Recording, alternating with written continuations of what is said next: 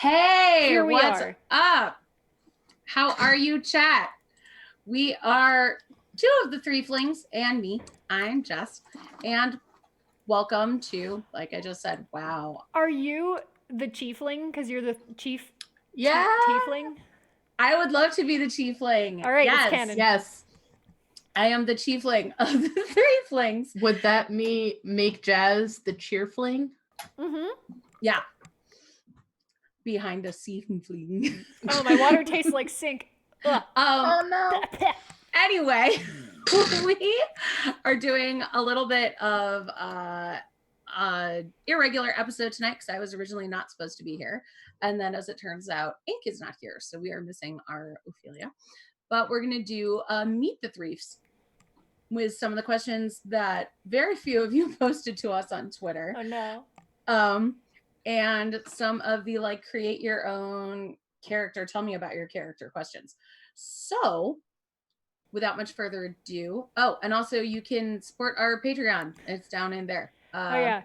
Because we're doing such a good job advertising ourselves. We I do was behind the scenes stuff on there too. Yeah, I was telling Jess before we started, like we should promote our Patreon and YouTube channel before the stream starts because we don't want to just do all our promo at the end because everyone pieces out. So this is our extremely organic integration for that. But you can check out our Patreon for behind the scenes things and other goodies. Yes, patreon.com/threeflings. This entire stream is going to be a behind the scenes thing though, if we're like being honest. Yeah. Yep. Yeah. A little taste. So I'm at Miss_Jess03 on Twitter and I write games and stuff. And so let's meet our threefs, starting with Gwendy B. I'm going to be all over the internet. I draw pictures in exchange for money, and I play Adara Leto. She is one of the threefs. She's the teeth threef. And that's her deal. You'll find out more about her as the stream continues. Oh, baby. Also, Henry's mad. Oh no. Henry's so upset. Poor baby. And Jess. I'm Jess Pack. You can find me at HealthPackStream on Twitter. I rate a bunch of T4 modules. Yeah, that's like your thing. That's my brand. That is your brand. That's all I have to say about. Oh, and I play Euphoria. I guess that's kind of important, right? To talk about her. Who's the I play the bard. Yep. The party bard. We all have adult beverages locked and ready to go. So also I no longer have Discord or Chrome open, so I can't see any of the questions. So I can no longer help with trying to search them up while other people are answering. So it is all on the two of you and just what I happen to come up with on the fly. Maybe I can do it on my phone. I'm paying attention. And normally with us, but feeling under the weather tonight, is Ink, known as These Dead Pens, playing our spellcaster. Feel better soon, Ink. Yeah, poor Ink. Yeah, well. Okay, so let's start with a softball because we have pictures. Tell us what your teefs look like. Jess, do you want to go first? I can go first if you want me to. I feel like I often just sort of steamroll the conversation, so because you play a boy in another stream and you just have that male energy. Yeah, I'm really channeling my inner mediocre white man. So I'm gonna practice chivalry and let you go first. Okay. So Euphoria is a pale seafoam green tiefling. She has black sclera and like golden irises. Her most notable feature though is her horn, which was at one point in time like a whole connected piece. It has been since broken in a really uneven fashion. And the majority of the chunk that was broken has been made into an ocarina. It was given to her as a present. So that's her instrument. She plays her own horn. How to kid her own horn or anything. Yeah. How would you describe her fashion sense? I'm curious. This is for my personal research.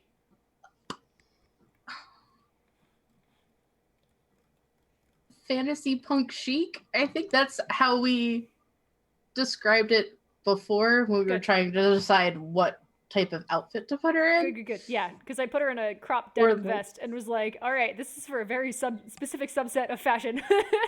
Or like so the header image on Twitter, it kind of reminded me of Selena, Oh, like from the like movie? with her like bustier type Mhm. outfits. So I was like, yeah, that's Good. also Good. a good source of fashion sense. Mm-hmm.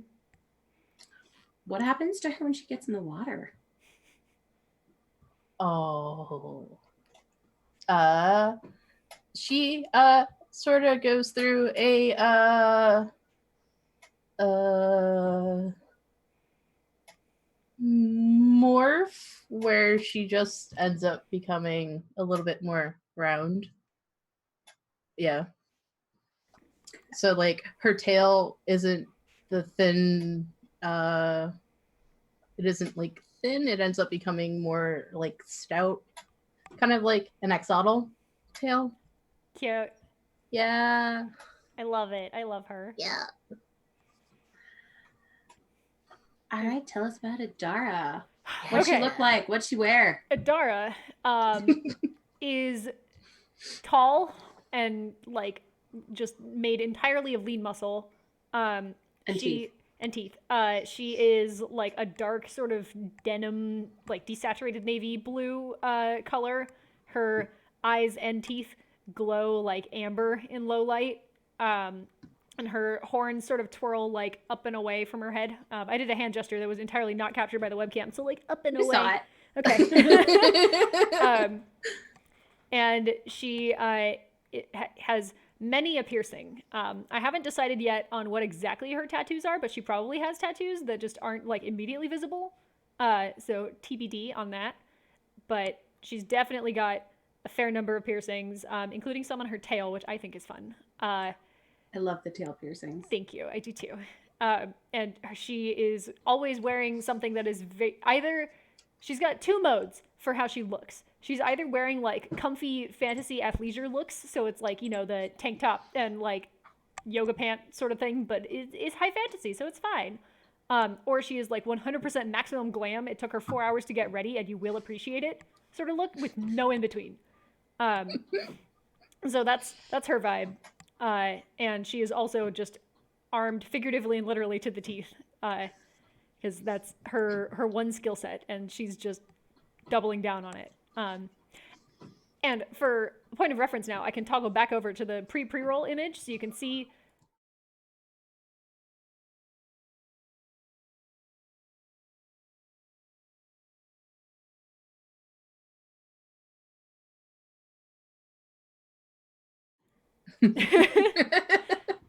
So, answering on behalf of the not present ink, Ophelia looks like that. She's very soft and small. Yes. It's not even, so I think this is funny, because we've talked a lot about the different Threeflings heights. Like, those have come up in conversation a couple times, and multiple times we've referred to Ophelia as very short, and then clarified that we mean 5'4", which like is not short. Just that is average size. Yeah. I mean, it's kind of short. Look, just because you're tall. But like literally the average for women in the US is 5'4". Is 5'4"? Yeah, it's yeah. true. So like, I just happen to be a monster human. it just, that always amused me. And I'm sure we'll keep doing it. Just like this tiny little bean, this itty bitty human, too small to exist, 5'4". So I apologize to any 5'3" and under people out there. We don't think you're too small to exist. We just think you're small. Especially for a tiefling. Yeah. Sure. That's, yeah, Ink isn't here to answer. I don't know if 5'4" is with or without the horns. Because like Idara is 6'4" with the horns. Oh. But the top of her head is not quite 6 feet tall. Got it. Yeah, I remember one point we were like small, medium, and large. Then and they can stack. Yeah, you stack the tieflings. I think we have like a sketch somewhere where they're looking through the peeking around the door. corner. Mhm. Yeah, I have like a 30-second sketch that's just like head, leaning around a corner. It's very cute. I love it. How old are your tieflings? Wouldn't you like to know? I mean, I asked you this in the last stream, and everybody was kind of like, old enough. Yeah, basically. The Maharishi Nobody says, wanted to put numbers on it. have Old a enough message in to chat that says adventure. tieflings always count the horns, and I agree. Mm-hmm. Especially when you're trying to like assert your dominance over the NPCs, 100%. Mm-hmm.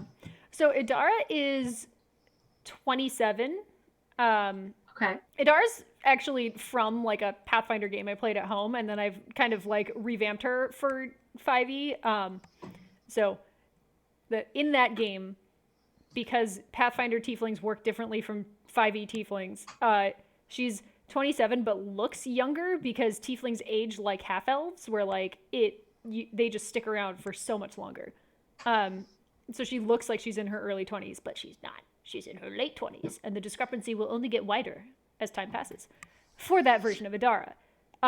For the Threefling stream, Idara, I think she definitely looks more her age, but she's definitely like in her mid-late 20s, where like she's just old enough to have gotten kind of jaded and tired of the scene that she previously existed in, which was just like bars. So now she's the old person at the bar, and she's cranky about it. I mean, I definitely get that. I feel like I've been there. Yeah. What about Euphoria? See, Euphoria originally came around as like a concept for a one-shot that I played her in, and well, it ended up becoming like a sort of series of one-shots. But I don't know. I think she might be like late 20s. I haven't really decided what age I wanted to make her, just because I never really viewed that as important. But I guess if I have to put a number on it, I tend to make my characters around the same age that I am.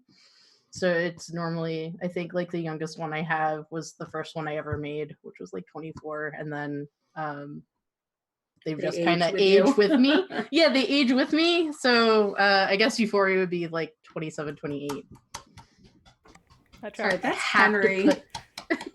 Henry is typing for us. Henry is scratching his ear and kicking his foot on the desk. Henry's life is so difficult. I know, it's hard to be him. I do appreciate the dynamic of like Idara and Euphoria basically are at about the same like point in their lives and have just sort of accidentally adopted this like old teen who should know better and doesn't. It's like, we don't know Ophelia's age, and I think that's correct. I'm not sure Ophelia doesn't know her age. Yeah.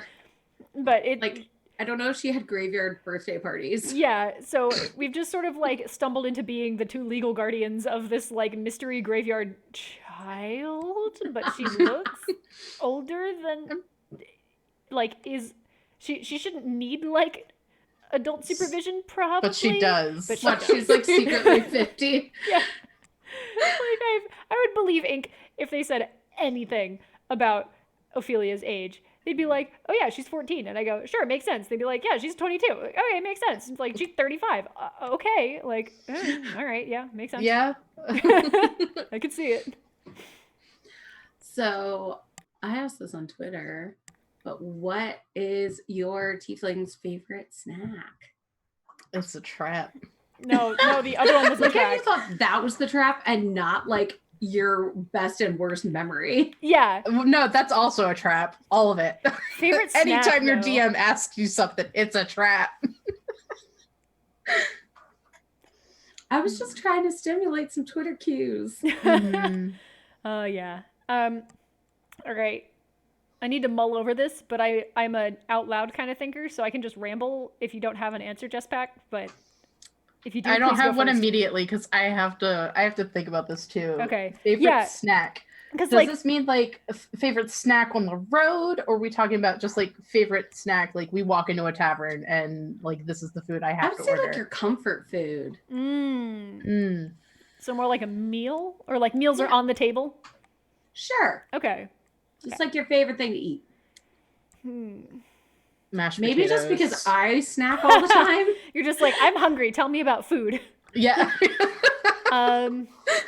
Because I feel like Idara probably really enjoys a lot of like the classic like greasy hangover food style things, and doesn't eat it a lot because she's like busy trying to be an athlete, eat healthy. So like she drinks gallons of water but is really mad about it. For the people who don't know, by the way, Adara is very heavily based on my sister. So like any fun fact I'm coming up with about her is pretty much just me telling you about my family. So my sister hates drinking water, but also is an athlete and has to drink so much water. So I have vivid memories of her like just sitting on the couch angrily drinking from like a 5-liter thing of water and just like muttering to herself the whole time. It's full of like the like flavor packets you put in water to make it suck less. I love water, so this doesn't like resonate with me, but that just really stuck with me. So now that's Adara's thing. It's just like she's eating healthy because she has to, because like her body is her like weapon. So whatever, but she really just wants pizza. God damn it.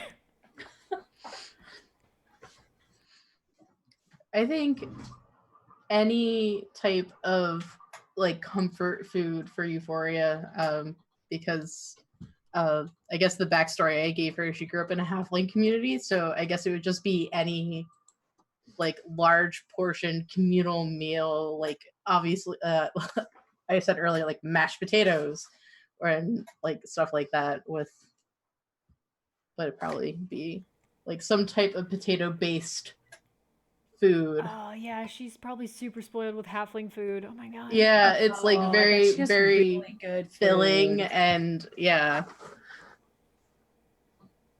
Oh, So Really so nice. good food. yeah, really good food. I just okay, so I know that J.K. Rowling's like kind of a mess, but sometimes I What want. is this topic change? Okay, I'm getting to the point. And the point is, I really want like a halfling adventure in the Hufflepuff common room. Oh my god, that would be amazing. Oh my Right? god, to further derail the conversation, I saw a great play called Puffs. I saw it in Melbourne. The one time I left the country, I went to Melbourne and saw local theater, and it was Puffs, and it was a stage show of about a group of Hufflepuffs going to school at the same time as Harry Potter and just trying to graduate. And I loved it so much. It was so cute and so funny, and they were just doing their best, and like it was making fun of Hufflepuffs, but also like from a place of love. It's like I'm 50% Hufflepuff. Like I get it. I laughed. But like the Hufflepuff battle cry. I am was also them, a Hufflepuff. I get it. Yes, yeah. like the Hufflepuff battle cry was them like linking arms to walk slowly down an unlit hallway and just like go, "Please be our friend. We are not a threat. Please be our friend. We are not a threat." It's so cute. I loved it. So funny because in the one shots that I played Euphoria in before I brought her to Threeflings, she basically adopted a bugbear as like her sibling Oh my god. and like had to look out for him, and his name was Gurgle Noise. And I love that. right? I played her with I played her on variant roles, and the party that I was playing her with, the gentleman who was playing, or the person who was playing Gurgle Noise, his name is Jake Friday, and so he was playing this bugbear barbarian, and he would pick up all this cursed stuff because we were doing like Dungeon of the Mad Mage. So yeah, so Euphoria's like, Gargle Noise, don't touch that. You don't know what it does. And like being like older sister, so Good. Yeah, what Hogwarts house do you think the Threefs would be in? Oh, Hufflepuff. Definitely for Euphoria. I feel like Adara would be Gryffindor. I was thinking that too, because she's such a jock. Right? Are you thinking Slytherin? I can't decide because, like, okay, so we haven't gotten into a whole lot of character flaws yet, but Adara has a lot of them. No. And like one of her, I feel like it's easier to sort characters if you think about like what they value, followed immediately by like what their biggest. Sorry, I hit the microphone. Followed immediately by what their biggest weaknesses are. So for Adara, like what she values is like accolades, and then I mean, and also like helping people is nice, but like, So we're learning about your sister. yeah, if she doesn't get credit for helping people, it stings. So like she still did the right thing, but she's bitter about it now. And like, I'm so sorry to my sister. Not all You're of this. watching. Not all of this is based on you. Some of it is from my Just own all id. of it. Yeah. No, some of it is me and how I'm a bad person. And then like on the flip side, because of that, I would say that like her biggest weakness is a lot of like pride things, which feels very Slytherin-y. So I kind of want to. Gryffindors have a lot of pride. They do too. Yeah, I can't Yes. decide. You know what? It's because I'm like I never committed to a Hogwarts house. I'm the best. Yeah, right. No, but I think it's I've never committed to a Hogwarts house, so now I'm not committing Adara to a Hogwarts house. Is what It was is. your question. Yeah. I know. I wanted to have more time to stall. I didn't realize Euphoria would be to so cut and dry. I'm. Maybe she's a hat stall. Yeah, but then what would she pick? She'd definitely pick Gryffindor. Who am I kidding? Because Gryffindor's the best house. Yeah, because Slytherin's the evil one, and like who would pick it? Oh. Well, I think Slytherin gets a bad rap too. Yeah, but the from thing the is that books. no, Yeah. it gets a bad rep from the books, but also like it's clearly presented to the 11-year-olds as being like the bad house. So like, why would an 11-year-old Unless pick you're it? racist. Yeah. Yeah. So I'm gonna say that Adara is. My heart tells me she's a Slytherin. Like, I think she's capable of growing into more of a Gryffindor, but I don't think she has enough of like protagonist syndrome for me to feel comfortable putting her in Gryffindor. So here's my question on that. Would she break the rules to win? Ooh. And if the answer is yes, would she feel bad about it? Or would she be like, whatever, I deserve the win anyway? That is a good question. I think she would play fairly. All right, hang on. I don't have to like consider this too hard. My sister is a sports person. Plays fairly, but also like toes the line so hard that like she could 100% get in trouble for like kind of being wrong, even though she's not technically breaking any rules. Mm-hmm. My sister plays soccer mostly. Mm-hmm. So again, I have vivid memories of her like I don't really know how she achieved this exactly, but like the way that she played sport was just that like opposing teammates would kind of go up near her and then just like bounce off her and fall down. And like I don't know what maneuver she was pulling to make this soccer happen. Like, you know, they'd be like fighting over the ball, but like you're not allowed to just elbow someone in the face. But she just like had such a rock steady stance or something that they would just sort of be deflected and like fall. She had behind. tummy cleats. Yeah. So like I don't think that she would actively break any rules, but I do think she would play, if not dirty, then like right up to the line. But since I can see that as a Gryffindor thing. yeah, and since she wouldn't actually break rules, then I think like she wouldn't have that angst over whatever, because she'd be like, I wasn't breaking any rules. Like, sorry, they just suck. So yeah. That does sound like a Gryffindor thing. Yeah. I guess it's better I'm putting my sister in Gryffindor rather than Slytherin. She has a passing knowledge of Harry Potter at best, and I'm sure she would be offended. All right. Good talk. Should we put Ophelia in a house? Oh, this is difficult. I want to say Ravenclaw. I know we said it'd be difficult, but like my heart is telling me Ravenclaw. I think there's something Luna Lovegoody about right? her. That's it. It's just she's Luna Lovegood. So, But Luna Lovegood is also not a typical Ravenclaw. on the one hand, that's true, but on the other, like Luna still values a lot of the Ravenclaw things, like the wit and the learning and just like seeking out stories and information and people and things. And what I love about Ravenclaw is that you can be like a big ol' friggin' weirdo, and it's fine. It's like, hey, weirdos, this is your home if you love learning. Yeah. And, like really if you love just eating food and sitting on your ass, go to Hufflepuff. No, Hufflepuff values working hard. You eat food and also work hard. Being friends with everybody. Yeah. And doing their best. I still firmly believe that Neville Longbottom really should have been in Hufflepuff. So I've seen this thing where it's like all of the other characters, all of the Gryffindors like identify. English is a language I speak with my mouth. As exemplify traits from other houses. So like Hermione has a lot of Ravenclaw in her. Harry has a lot of Slytherin in him. Ron has a lot of Hufflepuff in him, and Neville in particular has like a lot of Hufflepuff in him. Yeah. Yeah. Honestly, Ginny is the only like Ravenclaw, or not Ravenclaw, Or Gryffindor. Gryffindor. I also true. speak English. But yeah, I think that makes sense. In my head, Ophelia is a Ravenclaw. I will accept counter arguments, but I think that makes sense. Yeah. Which means we need to find a Slytherin so the Fourflings can be complete. That's just the DM. Jen was talking about guesting with Veronisha, so I don't know what Nisha I don't think is. Veronisha would be a Slytherin. Yeah. No. I think she's a Hufflepuff. I think she's a Hufflepuff. Because Jen is very much a Hufflepuff. Also, Gwen, I saw your thing in chat. I also got a 50-50 split between Ravenclaw and Hufflepuff. Nice. I also did the test with like 2 different emails because I was like, it probably depends on what day I take this, what house I'm in. And it did, because one day I got Ravenclaw and the other one I got Hufflepuff. So, fun fact, for the like official Pottermore sorting thing, it made me pick between Ravenclaw and Hufflepuff. What? Because I got a tie.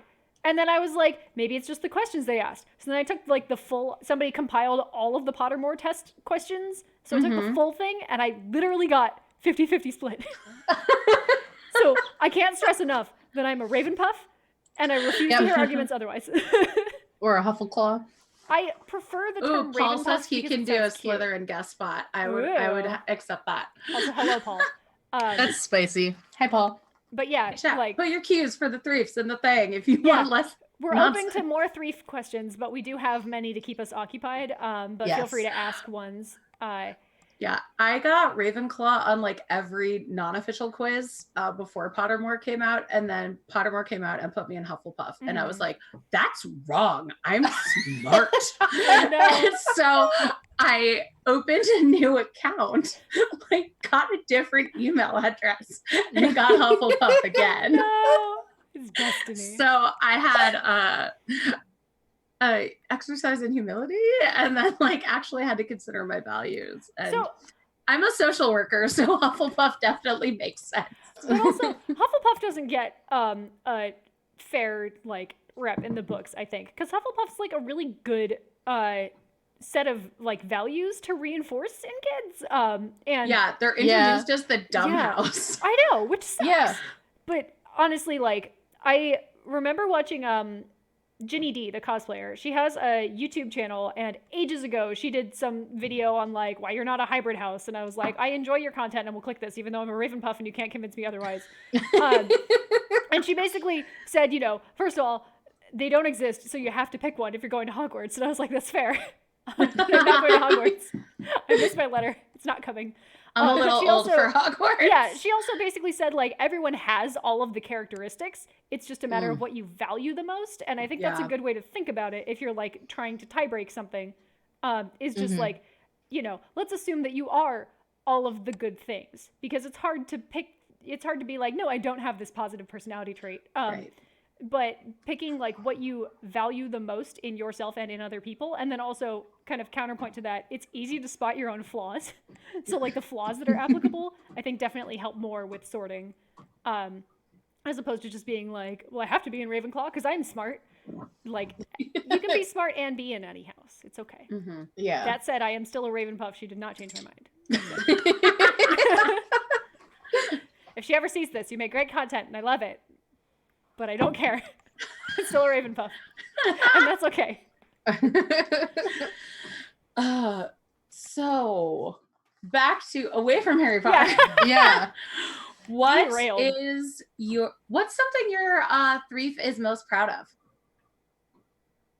Jess, you should go first because I've definitely monologued for the past like 30 minutes. What she's most proud of?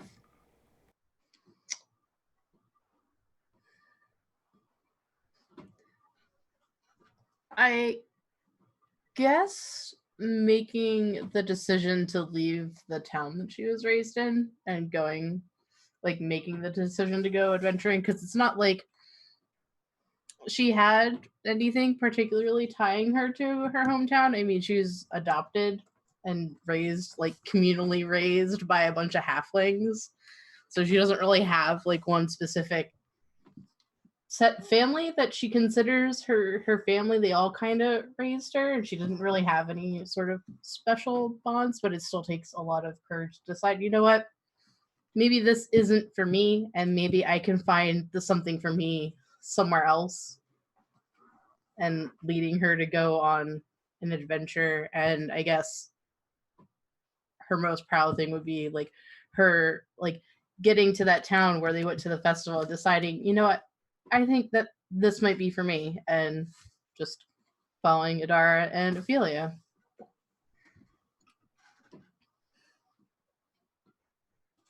That's a good answer. Now I'm yeah, that's a good answer. And now I feel silly about mine because I was gonna be like, I don't know, she probably won like a sports tournament or something. Just breaking She nearly that broke tough someone's person's hand. arm. Broke She's someone's not- hand. She's not proud of nearly breaking someone's arm. Like, she had a decisive victory, and that's satisfying, but that's not like her proudest moment. But no, I would say, kind of using the time that you had to give your answer, let me brainstorm a more thoughtful one for me. So I think Adara, like, superficially would say that the thing she's proudest of is probably something related to either, like, her job, or like a big sports tournament she won or something like that. Like, something very concretely achievement based, or like the biggest name bounty that she's found in her urban bounty hunter background, for context, or like the biggest, like, tournament she's won or something like that. But I think probably, like, the thing that makes her the most, like, internally satisfied is that she's been able to, like, kind of find her own path and life that's different from a lot of her family, because her family is very, very, very, like, academic, and very well connected and prestigious, in a way that she is not, and does not, like, resonate with her. And for a long time that made her feel, like, very what's the word I want? Disconnected from her family. But she's managed to, like, make a comfortable life for herself, doing things she's good at, things she enjoys. And I think that's probably, like, at her core, the thing she's most proud of. And I think that is something that her family has also probably noticed and is, like, responding positively to. Just like my sister, who has found her own life path, which is different from mine and my parents, but is okay and good.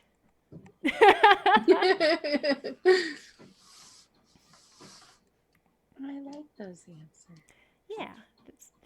I'm glad I had more time to think instead of just, like, I don't know, like a sport thing. So, tell me your Threef's happiest memory. Oh, geez.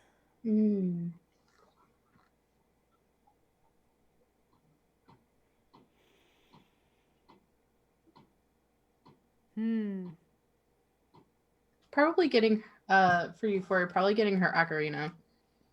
Aw. Yeah, that makes sense. Yeah, because that's a big one. Like, I'm imagining that she broke her horn when she was young, or it was broken when they found her and they found the piece laying next to her and they decided that they were going to keep it and try to make something out of it. So I think it would be that, because I just feel like Euphoria is a sucker for sentiment. And I have a follow-up question for that. How Yeah. old was Euphoria when the halfling community found her? Because, like, backstory-wise, she was found by a coastal halfling community, just, like, washed up on the shore? I hadn't really decided. Okay. I didn't think I had to, like, have an answer for that, but I guess I can commit. I'll commit to the bit. It's fine. This stream is not canon. Maybe. Yes, it is. Yes, it is. Let's see.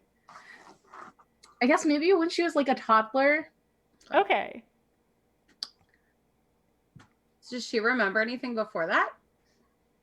I don't think so. I don't think you really remember a whole heck of a lot when you're a toddler, unless it's something like really, really, really, really drastic. Yeah. Especially not with trauma. Usually don't. But Yeah. she's like magical, so I didn't know. Yeah, I mean, yeah. I don't think she really remembers like a whole lot. I think she might remember like bits and pieces, but it'll definitely be more along the lines of like a deja vu type of situation when she remembers bits and pieces, and then she's not quite sure if it was like a dream she had or if it actually happened to her. Yeah, but I think for the purposes of this, as I'll say that she was like found as a toddler, so like maybe when she was like 1 or 2, where you don't really have like when you're just learning how to talk and stuff like that, but you don't really like remember a whole lot, like I said, unless something like really eventful happens. Just imagining her like washing up, speaking primordial. I don't think she's the one that speaks primordial. I think Adar is the one that speaks primordial, right? Are we talking about that? I just meant maybe she forgot it. Like she woke Oh, up yeah, like Wait, what's primordial? Like dinosaur talk? It's like what the ancients and the elder gods speak, and aquatic creatures. Okay. And elementals. Oh, yeah, no, Idara does not speak that. She speaks abyssal because she's like a demon That's right. Tiefling, That's right. not It a was devil abyssal. tiefling. Yeah, because she's a lot more like physical and chaotic than the classic like lawful devil tiefling sort of thing. Which is also why her racial bonuses go to either strength or dex and then charisma, not charisma first. If you want details, I'm writing up a thing. It's going to go on DM's Guild eventually. You can make your own physical tiefling eventually. And I'm doing the art. Yeah! It'll be very beautiful. Honestly, I'll probably just put my own fan art of Adara all over it and be like, this is the only physical tiefling that currently exists. Yours can't look like this one, but it's fine. But yeah, so not primordial, no. So what's Adara's favorite memory? Oh God, I forgot I had to answer that. So I don't know if she's the kind of person and has led the kind of life where she has like a singular favorite memory. I think she's probably got like a lot of fond memories, but she's led, despite her like appearance and I don't know, like character build, she's led not that remarkable of a life thus far. She was like good but at only thus far. Well, yeah. She's about to go on every uncaged adventure. She's about to go on 92 adventures. But like she, as a kid, was fairly likable and good at the athletic things and not great at school, but okay enough at it that it wasn't like a problem. It was just sort of like disappointing. And then I love all this shade at your sister. Okay, no, I'm sorry. This is not all my sister. Okay. So some of it's Gwen. I'm kidding. I love you. Between the two of us, it's definitely more my sister, as I was not particularly good at the athletic stuff and was definitely better at school. But anyway, and then like as an adult, she's found like a career trajectory that like works for her and uses her skill sets and stuff like that she's like pleased with and proud of, but it's also like not, there was no singular defining moment of like, this is my destiny sort of thing. So I have a feeling that her like happiest memories are actually like to come. She's probably got lots of nice memories of just like time with her family, whom she enjoys in moderate doses. And, you know, time like doing a good job at the thing that she has chosen to do professionally. And just like parties with friends and stuff like that. But no like character defining moment a la, here is your ocarina, go forth, chosen child, into the world. I just got Twitch affiliate. You just got Twitch? Yes! Yeah! As we all scream. Blow out the mics, everyone on cue. Ah! I'm sorry. That was a bad cue. The cue was to just go. That's exciting though. Yay. That's awesome. Yeah. Hey everyone, you can now subscribe to this channel. Yeah. On Twitch. That If you're means watching that- this YouTube VOD, sorry, you can't. Go to twitch.tv/angrynerdgirl and subscribe. And you might get a cute emote, like the Yeah. Backle Stiff. Yeah, that would be a terrible emote. No, are you kidding? Emotes are like 15 pixels across. No, each emote that she could get Terrible. is one head of the Backle Stiff. I think you can only get one when you're an affiliate, but that's fine. We'll work up to it. No, can you have maybe different get tiers. free- Tiefling. You have different tiers. Yeah, but nobody's So- gonna pay $15 to subscribe to a Twitch channel. Maybe. But they should. Hey, I saved it. Depends on how cute you make that emote. That's way too much pressure. But yeah, that's exciting. Good. That's awesome. Way to take me off my repeating train of thought. So I have to like follow instructions, but I'm not doing that whatever. while we're Don't streaming. Yeah, you're busy. Like, so the stream has to end so that I can make some no. Just go to a break screen. We'll just end it and start it again. It'll be fine.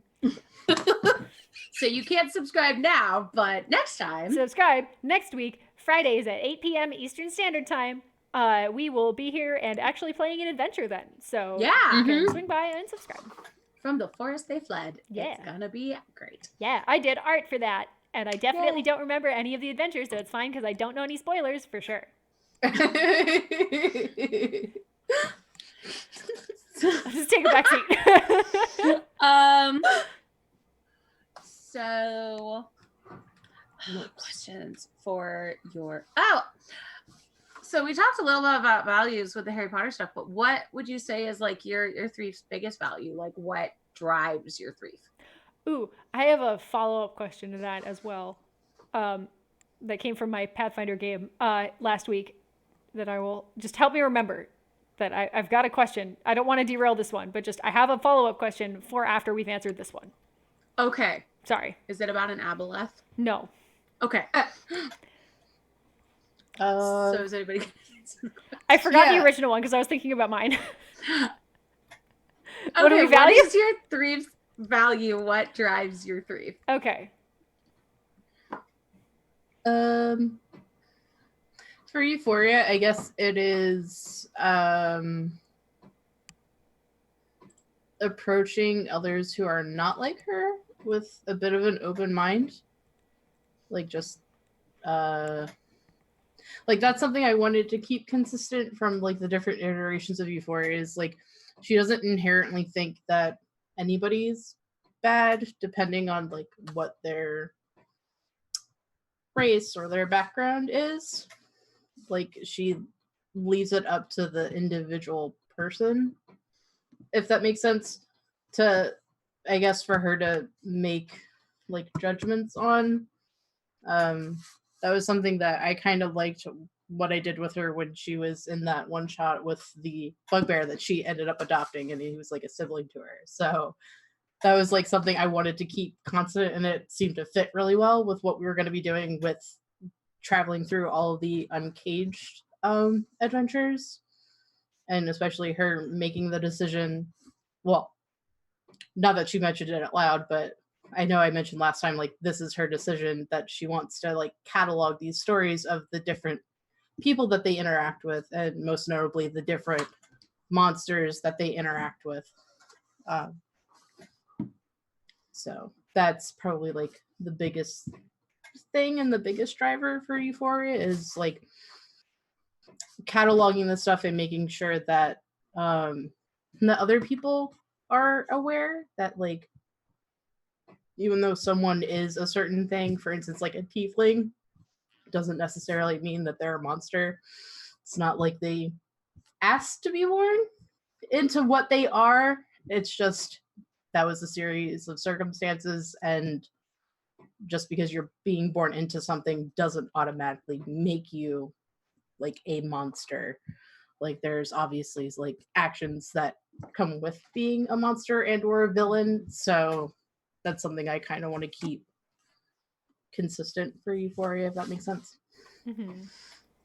I think you definitely demonstrated that with her, with the Rusalka in particular last week.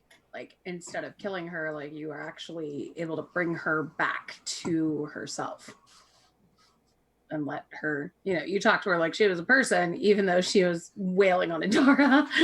And also bit the ever-living well- shit out of my hand. Yeah. The Rusalka did not actually hit Adara. Yeah, she was wailing on you. Yeah. Yeah. But yeah, like being able to come back from the Rusalka took me down like half my HP, and I'm still gonna talk to her like she's a person worth talking to.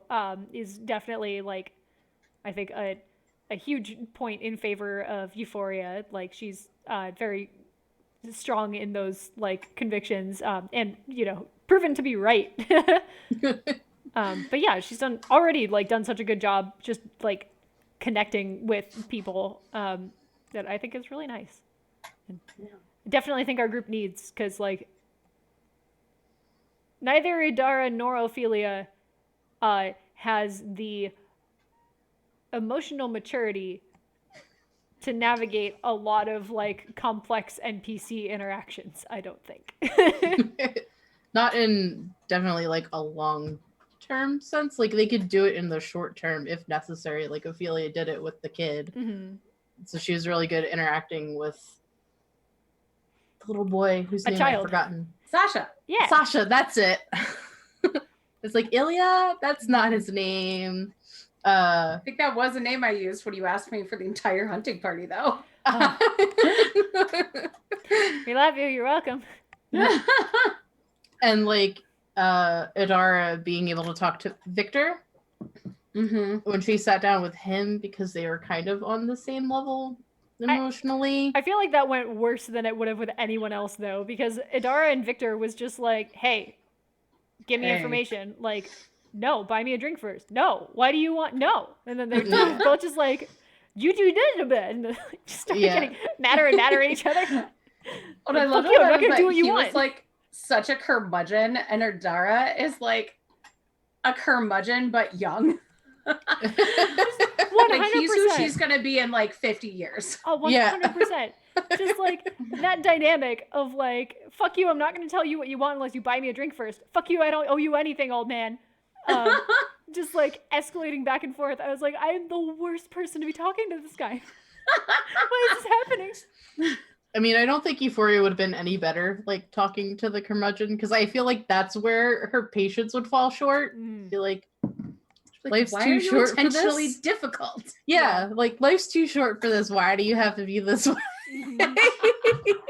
It's not necessary. Yeah. This is not how you accomplish things, okay? This is not in our conflict resolution 101 book.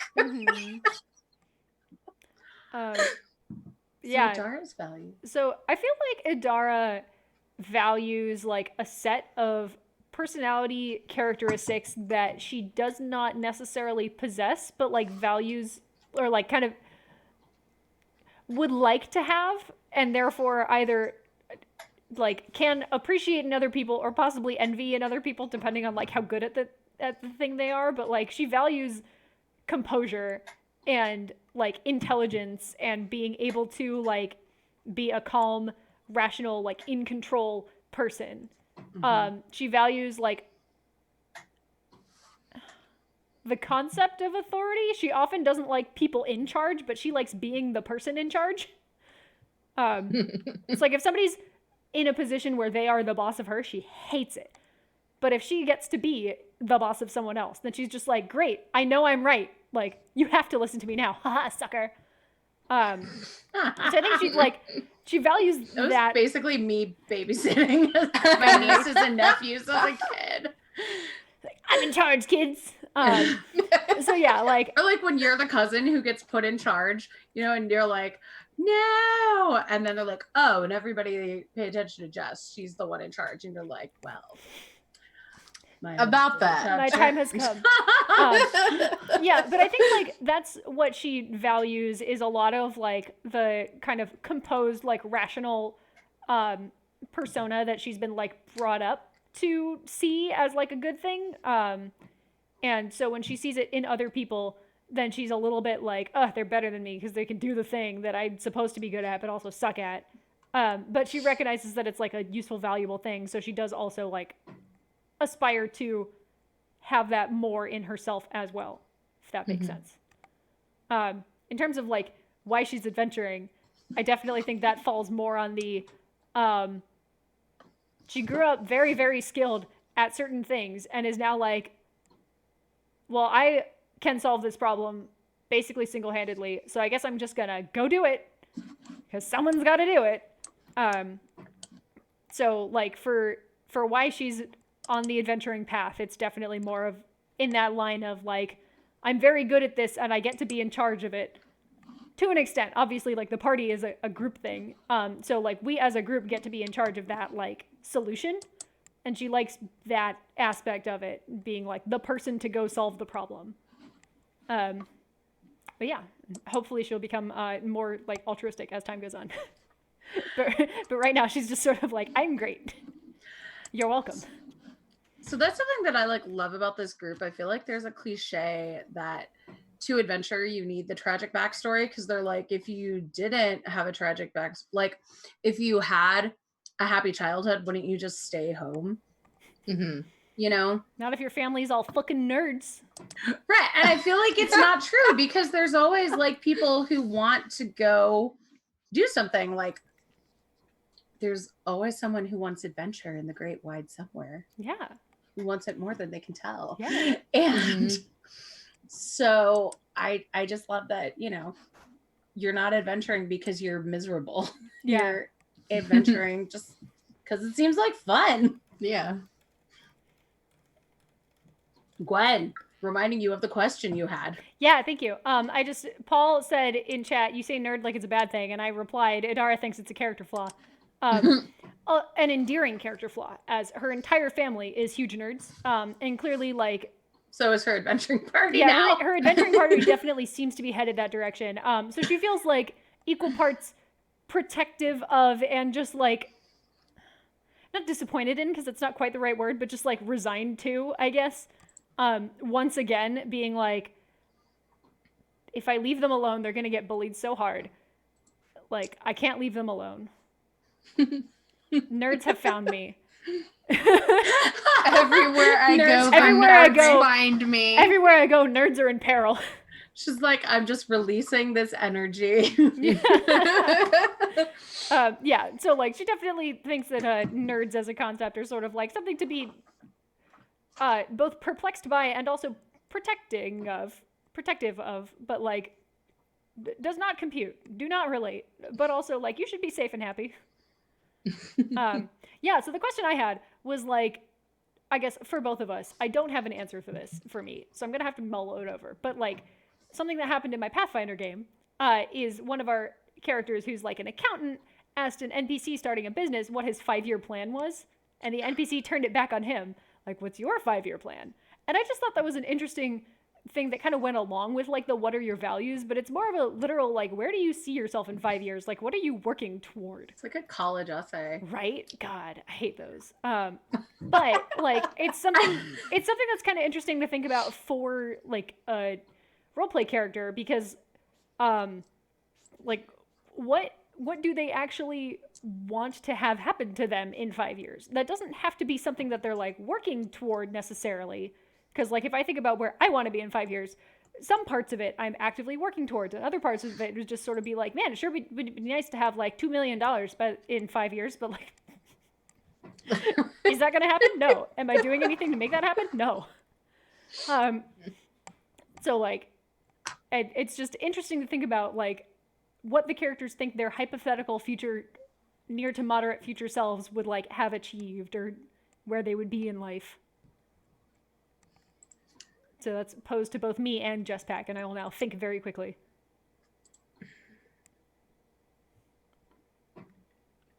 To fill space while you're thinking, I can tell you, I had a where will you be in 10 years question for one of my college essays. Cool. And I don't ask a 17-year-old that. Just don't. Right? So I answered half of it with like what I thought they wanted to hear, and then the back half with, but I'll probably get hit by a cab and die while dropping this in the mail. And then the rest of it on like how we don't know where life's gonna take us and everything is essentially meaningless. Oh my God. You wrote on a list. Cool college application. So that's what I said to Oberlin. Cool, great, good. Let it. Oh. Oh my god. I don't want to miss any answers, but I need to pee and get more wine, or get any wine. I've been drinking beer, so I have to switch my adult beverage of choice, which I'm allowed to do because I am of legal drinking age, and I checked Twitch terms of service before we started. So I need to be right back. Yes, you can drink on Twitch streams, but you cannot wear cosplay if you're a woman. Yeah. Gotta love those sexist rules. Thanks, Twitch. Might be that you can't wear cosplay, period, but it's pretty, that's a gendered one. Well, yeah, because it's like, yeah, you definitely can't show anything below here. Right. If you happen to be a femme or a femme-coded person and you happen to have a body of a femme-coded person. Yeah. Yeah, Paul, they said it was to cut down on like toplessness, but initially it was like you had to wear sleeves and couldn't wear lingerie, but then they were just like, no cosplay. And they kicked off a girl who was dressed as Chun-Li, who is like, that's a covered costume, but I don't. Oh, they kept. You know what? Thank you for affiliate status, Twitch. You're the best. Like, part of it was like someone was saying that she was angling the camera at the lower half of herself, and she wasn't. She was trying to she kept moving in her chair, much like I move in my chair when we're streaming. Like, I get up and I sit cross-legged in my gaming chair, which is probably not really great for my posture to begin with, but she tried to make sure that she was like always in frame every time she got up to like move, which like I completely understand. But apparently Twitch doesn't. Here I am, moving. Like I said I was gonna. Welcome back. We're talking about gendered rules. Yeah. Wait, what? On Twitch. You're allowed to drink, but you can't wear cosplay. Oh, interesting. Mainly because if you're a femme-coded person, anything below here is a no-go for Twitch. Yeah. The decolletage. Yeah. It's crime. All of our sexy, sexy t-shirts. Gotta wear that crew neck. You're an affiliate now. You have sub-abilities to protect. I don't know. Anyway. I'm so sexy with my Batman shirt.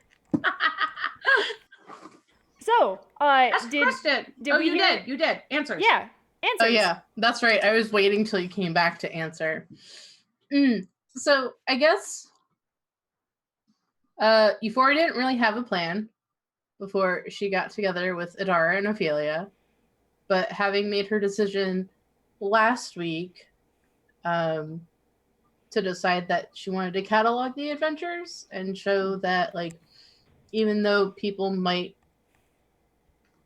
think of monsters as monsters, that they're not really monsters, and she was like, well, that's something I've had to deal with, and I'm sure, like, my companions have had to deal with, so maybe writing a book about it isn't such a bad idea. So I think it's safe to say that in 5 years she wants to have some type of book floating around in whatever setting we're playing in, because all of the adventures are one-shots. Have this book be floating around and sort of have that notion, or I guess like this line of thought be picked up by other people, so they don't make snap judgments about others. So I guess that would be like her idea, like ideal 5-year plan in the event she doesn't die on one of these adventures. So that's like, have you played Fallout 3? I have not. Okay.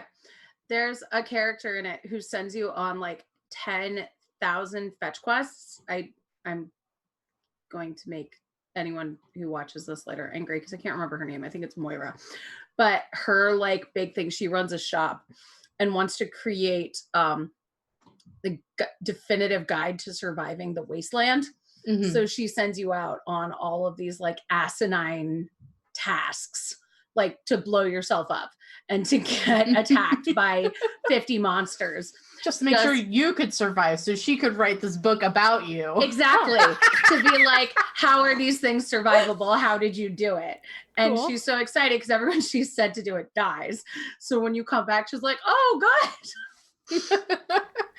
And she wants to sell it in the shop and eventually get it to like everywhere. That's like her plan, is to have everybody survive the wasteland using, you know, what you do for her.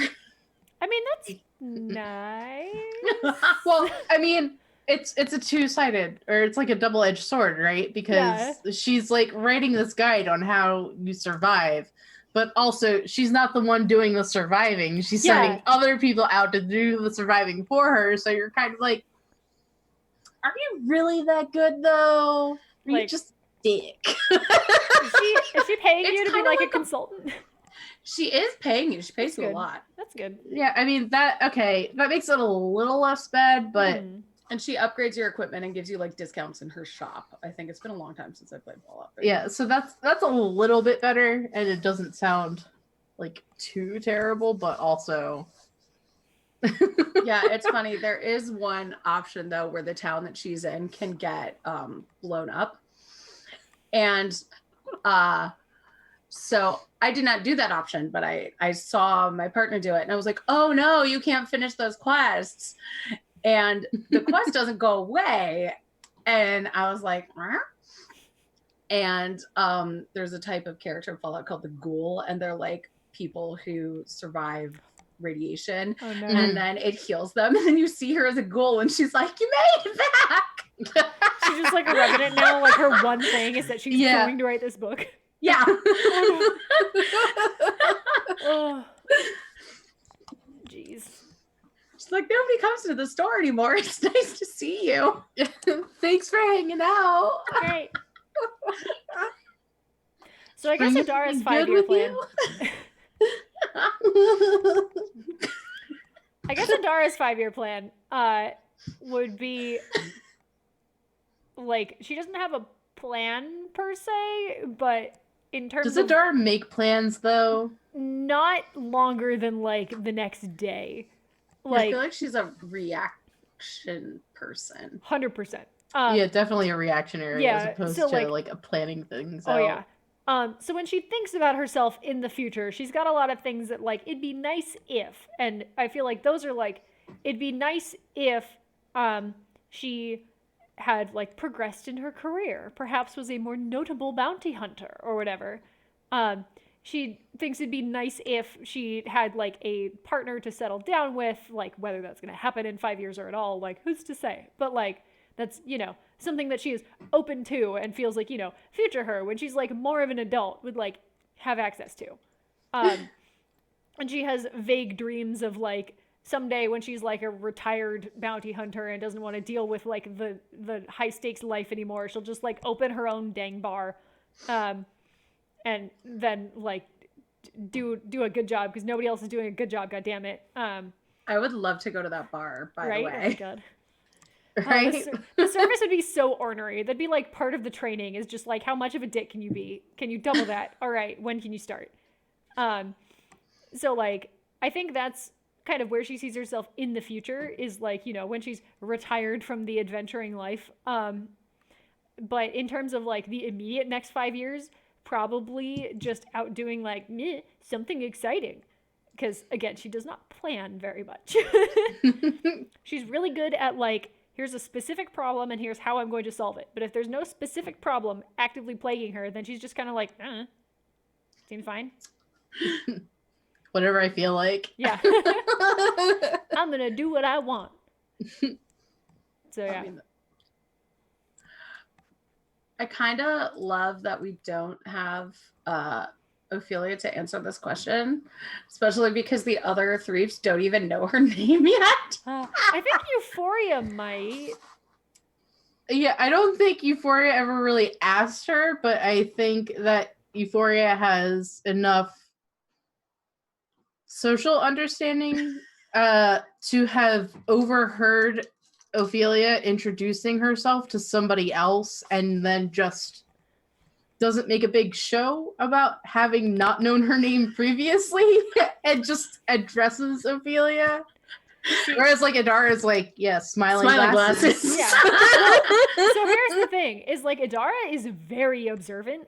So she's 100% planning on pulling basically exactly what Euphoria has already done successfully, and is just like waiting to overhear Ophelia's name and pretend that she knew it the whole time, because like it's embarrassing to not know. They've been traveling for like 3 days now, but she's 100% never gonna ask. So she's just like waiting for it to be dropped in conversation. I feel like Adara would be too. Yeah, it's like that prideful. Oh yeah. That's the prideful coming out in Adara, and she's definitely not going She's to. not gonna admit that she doesn't know someone's name. Yeah, of course not. Why would she do that? But yeah. Yeah, Ophelia introduced herself to Sasha, but that was pretty much it. Yeah, and that was like while Adara was talking to Victor, so she caught the tail end of that when they were like, blah, blah, blah, monsters in the forest. And I was like, all right, that would definitely like ping on her radar. Yeah. So you mentioned potential partner in the future. Tell me about Adara and Euphoria's dating lives. What are they into? What are they looking for?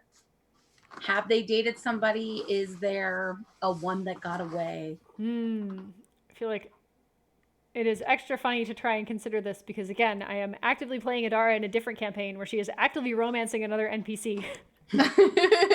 So on the one hand, maybe in this campaign, that's the one that got away. No, I'd want them to be together forever. I've made Sims of them, and they're gonna get married.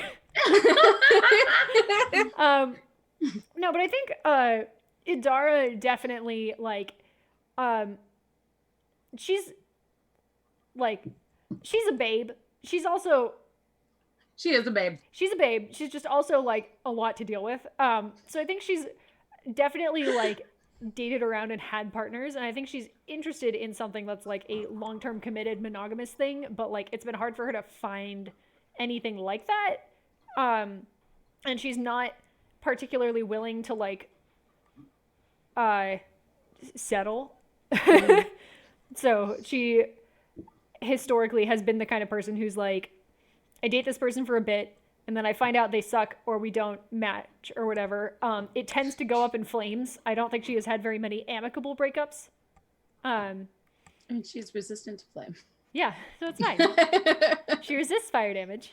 But yeah, she, as with all my characters, is bi and or pan. So like there's, because why would you limit your options? It's a fantasy.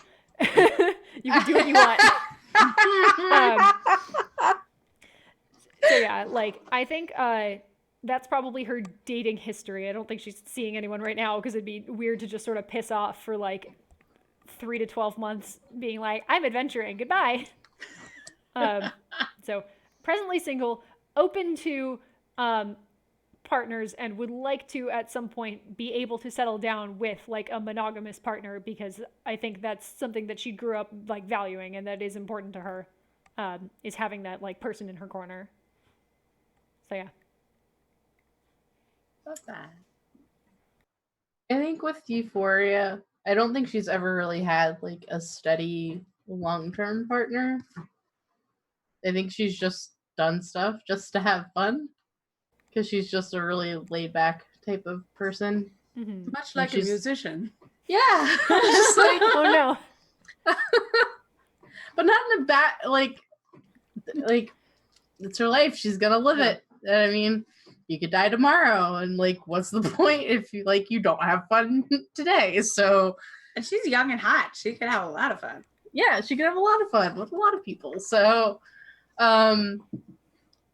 yeah, I don't think, like, obviously the idea of having someone or someones that she can like eventually have like a longer term like bond or relationship with would be nice. But at this point in time, she's okay doing her, kind of like Lizzo. Good role model. My own soulmate. Like that's kind of like how I imagine her to be. Is like, yeah, it's nice to have fun with people, but I'm also content with being by myself, and I don't feel like I need to have that to complete me. Like, I'm pretty content on my own, but I'm not going to turn out fun either, so.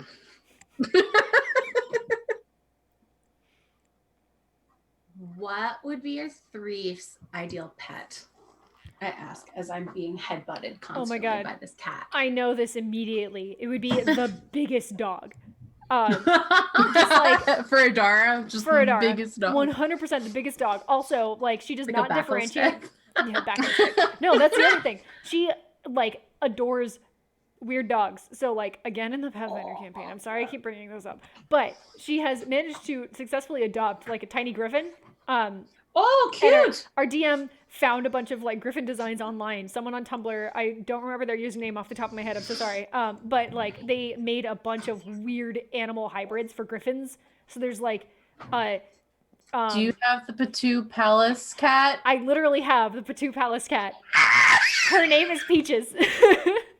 But yeah, we might have this in our private conversation because I feel like we've talked about this. So this person also, oh my gosh, Kitty, hello.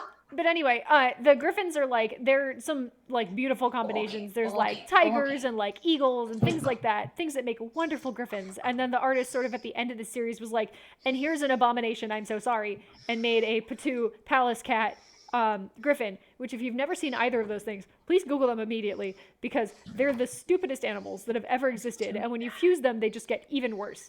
But Adara has... I love Patus. They're so cute. No, they go from being really, really cute to eldritch abominations, and I love that about them. DM Jess, don't Google them because you don't like birds, and they're a bird that's just like 80% mouth. They like unhinge at the torso and just like meh, and that's the whole thing.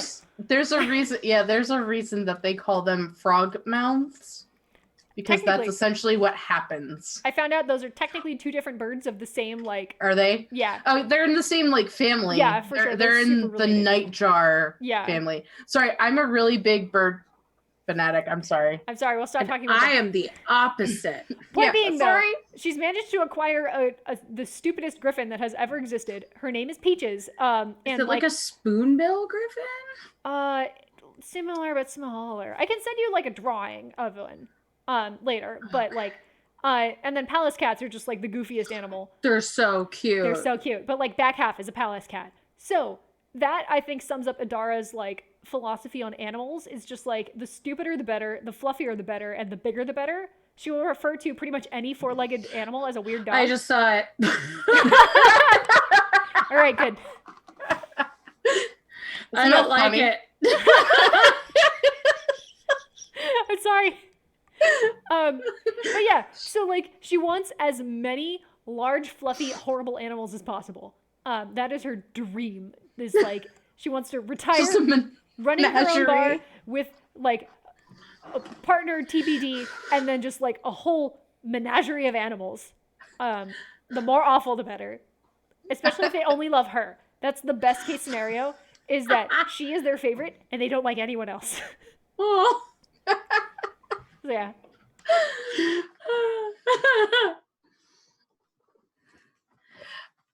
So I think with Euphoria, I'm gonna give her my sense of wonder and like enjoyment that I get out of the different type of animals that I know about. And I don't think that there's like one ideal pet because they're all awesome for different reasons. But like if I had to pick one, and just one, I would love to give Euphoria a snake because that is something I cannot have in real life because my spouse has said he will divorce me. No, if we get a snake, we're getting a tarantula, and I hate spiders. Oh, okay. Yes, and he hates snakes. So in the event we get like something that's like really, really harmless and really, really tiny, like a corn snake, we would have to get a tarantula. And my thing with spiders is I'm fine if they're small and tiny. I don't really like them being in my space, but I tolerate them. But the bigger and hairier they are, that's a no-go for me. So like when they're like wolf spiders, I'm out. Wolf spiders are like deadly. No.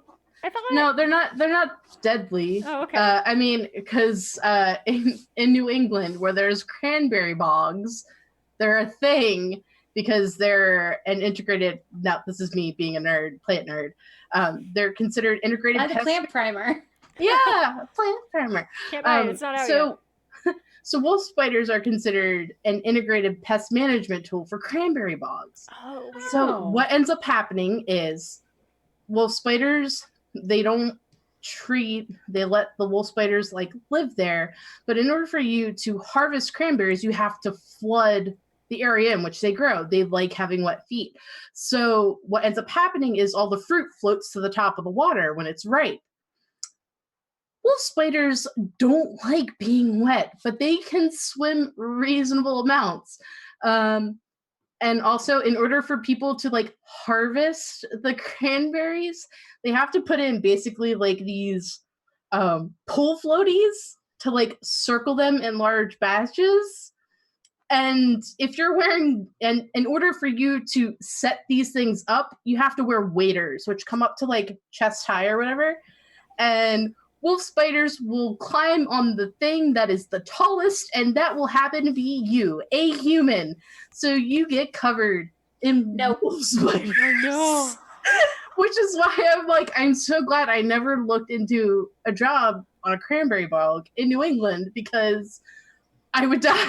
So I would have a heart attack. I'm having flashbacks to like some TV commercial I saw about like for a cranberry juice, and it was a guy like ocean spray. Yeah, ocean and he was spray. just like standing in what I thought was like a swimming pool full of cranberries, and I was like, what weird marketing tactic is this? No, that's literally how they harvest cranberries. You have to flood the bog. That's so weird. Because it makes it easier for picking. Because so cranberries and blueberries are in the same family. They're in actually the same genus, and all of them like wet feet. So there's a high bush bluebery, there's a low bush blueberry, and then there's cranberries. So sorry, they're all when you say wet feet, I'm not used to plants having feet. Oh, roots. Oh, okay. I was confused. Thank you. Yeah, roots. They're roots. So they like moderate to wet soil. So then, that was the term that my professor used, saying that they like wet feet. And it's always kind of like stuck with me. I was like, that makes total sense. Roots are feet. I got a visual of Euphoria harvesting cranberries, but she's all puffed up because she's in the cranberry bog. That would be adorable, and I would love that picture. She's got a spider on her head. No. I think as far as like Euphoria is concerned, I think she would like almost every type of pet except for spiders. I think spiders are a no-go. That's fair. But I getting back to the question, I think if Euphoria. Do either of you watch Jenny Nicholson's YouTube channel? Sometimes. No. Okay, she did one where it was she just, when she gets bored, she looks up Amazon reviews of plastic spiders. Yeah. And at the end, there was one review that was like, my grandson uses the spider to play hat. To play hat. And then To play hat. Picks up one of her spiders. She's like, we're gonna play hat now. Oh, that's so good. Oh. There, like one more like spider related thing, and then we're gonna get off of it. But like, there's this video that I saw a while ago, and I'm pretty sure that like this is the reason why I cannot stay long term in Australia. I can only go there to visit, but there was this like video of a woman who had like a 3-day battle with a huntsman in her car, where so the huntsman is not like fatal to like humans or whatever. It can give you a nasty bite, but they're pretty like chill as far as like spiders go. But this lady like found the huntsman in her car, and she was like so super chill about it. And she's like, oh, you need to get out here, mate. And I'm like, oh my, I would have totaled my car. Set it on fire. Yikes. Oh my yeah, God. I visited Australia once. This is the second time it's come up during the stream, but I spent the entire time being absolutely terrified that I was going to encounter a spider. I did not, because I was in the middle of a major metropolitan area. Yes. But like, I was still just, middle of my hotel, like 10th floor, middle of downtown, hotel. Like, gotta check my shoes before I put them on in case there's a spider in here. I was just, Oh my God. Australian spiders are so scary. We're really off topic. Well, like I said, with the huntsman, it's not the fact, like, the size is kind of freaky, but it cannot, it's like, I think it's like one of the ones that will not, it's not super aggressive. So, but like I said, for me personally, it's about the size of the spider and how much hair it has on it. I don't know why that combination just freaks me out. It just does. I will say, I think Adara would have a fuzzy spider. I don't think she would have a non-fuzzy one, but I feel like her criteria are basically... She would have a tarantula. Yeah, I totally... Yeah, it needs to be fluffy and preferably big, and those are like her main criteria for animals. So like Aragog? Yeah. Again, if he only loves her, that's the best. As previously established. Yeah. Yeah, so I feel like Euphoria, like getting back to the question now, finally, after like the 20-minute sidetrack we had, I really feel like Euphoria would love a python. Especially one of the ones that so I look at different morphs of snakes, which is like the different color combinations, and I just feel like she would have a python that is like an unusual morph just to have. What kind of pet? Fun. What I'm hearing is that between Adara and Euphoria, we're 2/3 of a Backlestiff you right need here. a Backlestiff. Yeah. What kind of pet do we think those who Ophelia are would want? watching this on another channel, a Backlestiff is the picture on my channel. It is a Mastiff Bear Hydra Chimera, beautifully illustrated by Gwendy. That's me. I need to stop touching my microphone. I'm so sorry. But yeah, I mean, if Ophelia wants a bear, then like we're set. I know. I don't know what kind of animal Ophelia would. I feel like Ophelia could be a bird sort of I person. feel like she'd have a dead one. No, Like a ghost. Like a ghost. Like a taxidermied no. animal. No, not like a ghost. No, like she's carrying around a dead animal. She's just got a dead rat and it's like, here's my pet. I honestly feel like familiar. No, I feel like that would actually be like right up Ophelia's alley. Wait, does she get a familiar? Like, yeah, as a warlock, she can eventually. Yeah, if that's the pack that she chooses to take, I think. Oh my god, we'll find out in like 30 episodes. I've never played a warlock, so I have no idea. I'm just talking out of my ass. But like, I honestly really think that Ophelia would have either like a mouse or a rat or like some sort of four-legged rodent. Yeah. And like she had it when she was young, and then like when it passed away, she never really let go of it. So she's just got the body in her pocket. Yeah, because she's like, oh, they're just taking a really long nap. Oh no! Aika's gonna watch this and be like, yeah, either on brand or like, what the fuck is wrong? Like, what did you do to my character? I hope Ink sees this and just goes, I can never be sick ever again in my life. We're sorry, Ink. We love you. We hope you feel better soon. Anyway. Do we have any other fun character prompts that we wanted to talk about? Because I feel like there's a lot of the fun ones we've done with the like, what Hogwarts house are you? I don't know. What like astrological sign are you would be a fun one if I knew anything about astrology, but I don't. Oh yeah, so what's your answer. sign? I don't know. Look it up, Gwen. I don't know. Like, what's your Enneagram number? I'd have to read all of the definitions and then pick which one was my favorite, and that's not a thing I can conveniently do on stream. Yeah, and a lot of these like answer these character questions where they ask like, "What's your character's biggest secret?" Like, right? I don't. Oh my god, watch the stream to find out. I'm not just. I mean, we already talked about Euphoria, so that's kind of like that's a cat out of the bag. Wait, her biggest secret? What was that? What was it, Gwen? Was it the puffing up when she gets wet thing? Yes. Okay. I was like, I was trying to think of what you love said it. that was like incriminating. Let's see. What are some of the ones on the prompt I sent on Discord that I have to find on my phone Yeah, because I'm my looking computer at it. lags if I. It's like their friendships, their alignment. No, whatever. Yeah. Their hobbies, Whatever. talents. Ooh, I will say, I'm sorry to keep bringing up Pathfinder in this D&D stream, but like, You should be. there's a deity in Pathfinder that does not seem to exist in 5e, and I'm really mad about it. And his name is Caden Kalayan, and he is That the sounds god like a of. bro. No, in this.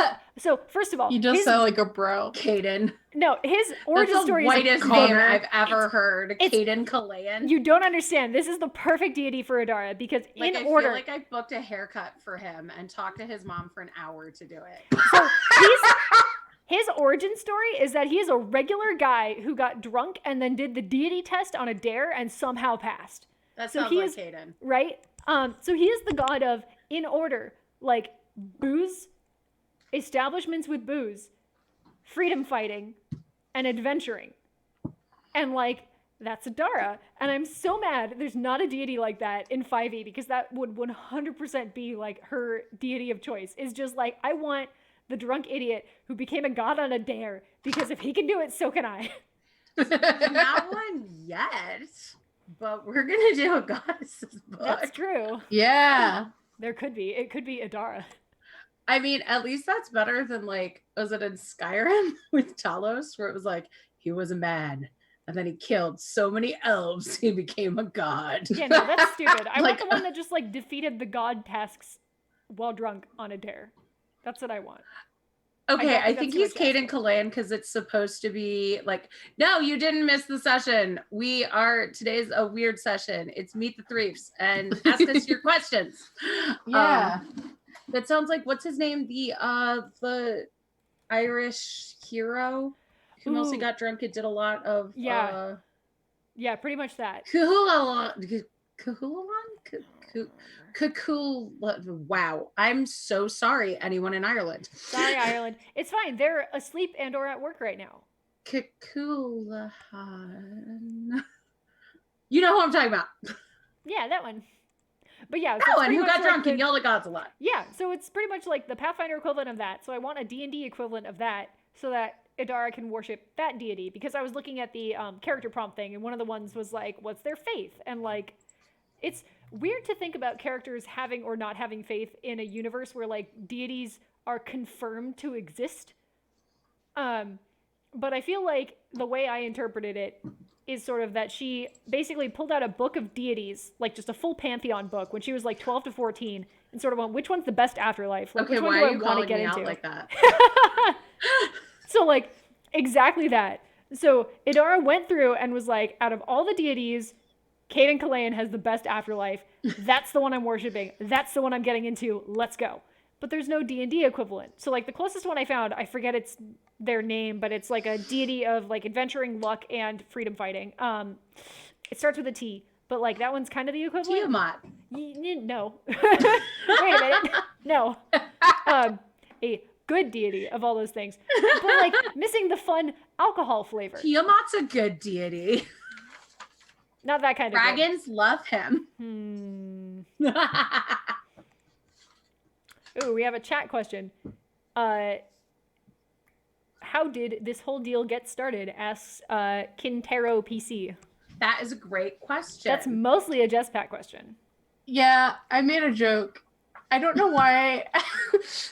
You made a joke to uncage people, you fool. Yeah, me. How dare I?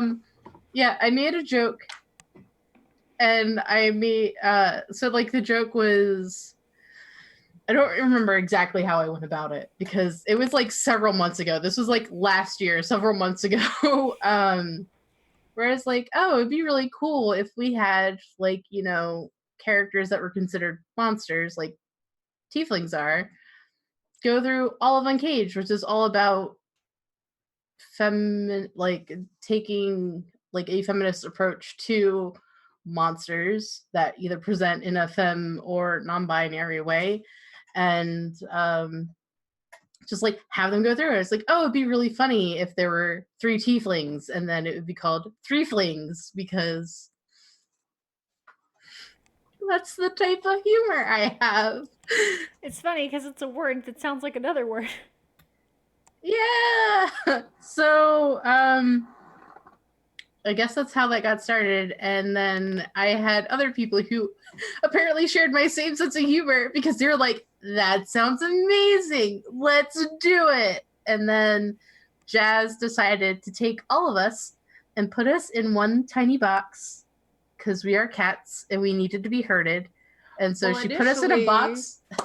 You were going to play and DM. Oh, yeah, that's right. I was going And I was like, please let me help. Yeah, because what I was gonna do, I was like, oh, this would be great. I will string them together in one cohesive campaign, and then I will do the thing that I do not like doing in a campaign, which is running a DMPC, because you toe that line of taking the spotlight away from your other players at the table when you run a DMPC, and that's like something I've experienced at other tables, and I don't really like that. I will do it if it's necessary, but I was just like, I would love to have like a party of 3 go through this and do this. But if nobody else has the time or energy to do it, I will put a DMPC in here and I will fill the gap. Whatever anybody else wants to play, I will fill that gap. So after that, Jazz and I were going to rotate the DM slot, but Jazz has way too much going on and runs like 3 podcasts, Jazz? Well, and notably has one recording at exactly the same time that we stream, because that's the only time the rest of our schedules worked out. Yeah.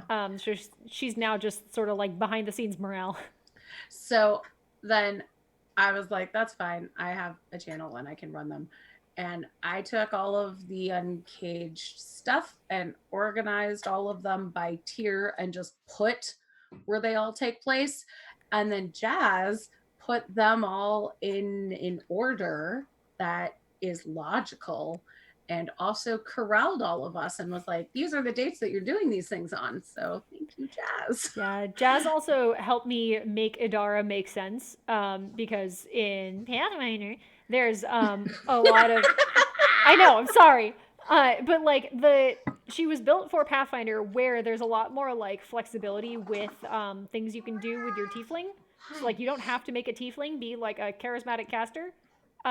So in Pathfinder, the system that she was built in originally, she could just get a bite attack. That was just like a thing that you can give your tieflings. And like she could get a prehensile tail, so she can just like manipulate things with her tail like it's a third arm.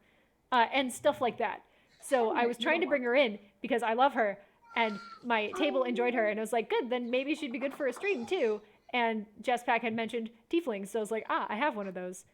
So Jazz helped me figure out how to make her make sense in 5e, and also how I could, still keep her balanced with everything else, but make her feel like Idara, and like how I had grown to expect her to be.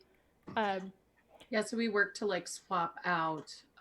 So like without getting thaumaturgy for the bite attack. Yeah, without getting too into the nitty gritty of the mechanics, because again, I am trying to write something up in my copious amounts of free time.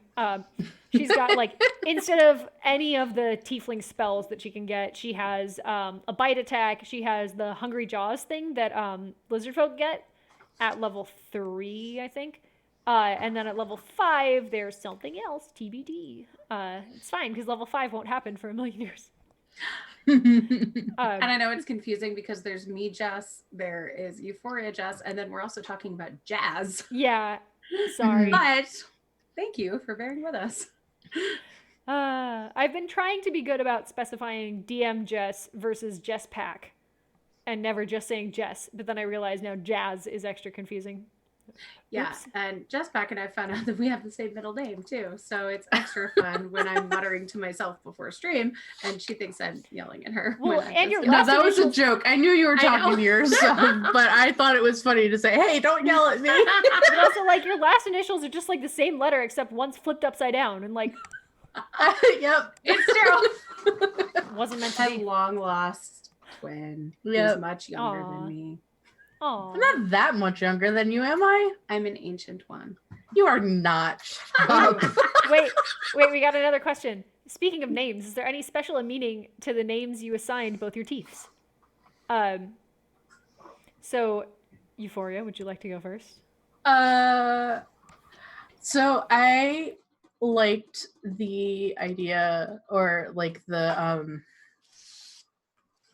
what do they call that? The thing where the Virtue tieflings name? That's Yeah. it. Oh, yeah. Sorry. It took me a really long time to come up with virtue. Like an evil plan. Yeah. I knew what you meant, but was going to try to describe it in like a small paragraph form because I also couldn't remember the word virtue. Yeah. I don't know why I couldn't remember it. It's like Support easy- our Patreon. yeah. We're professionals. The content you crave.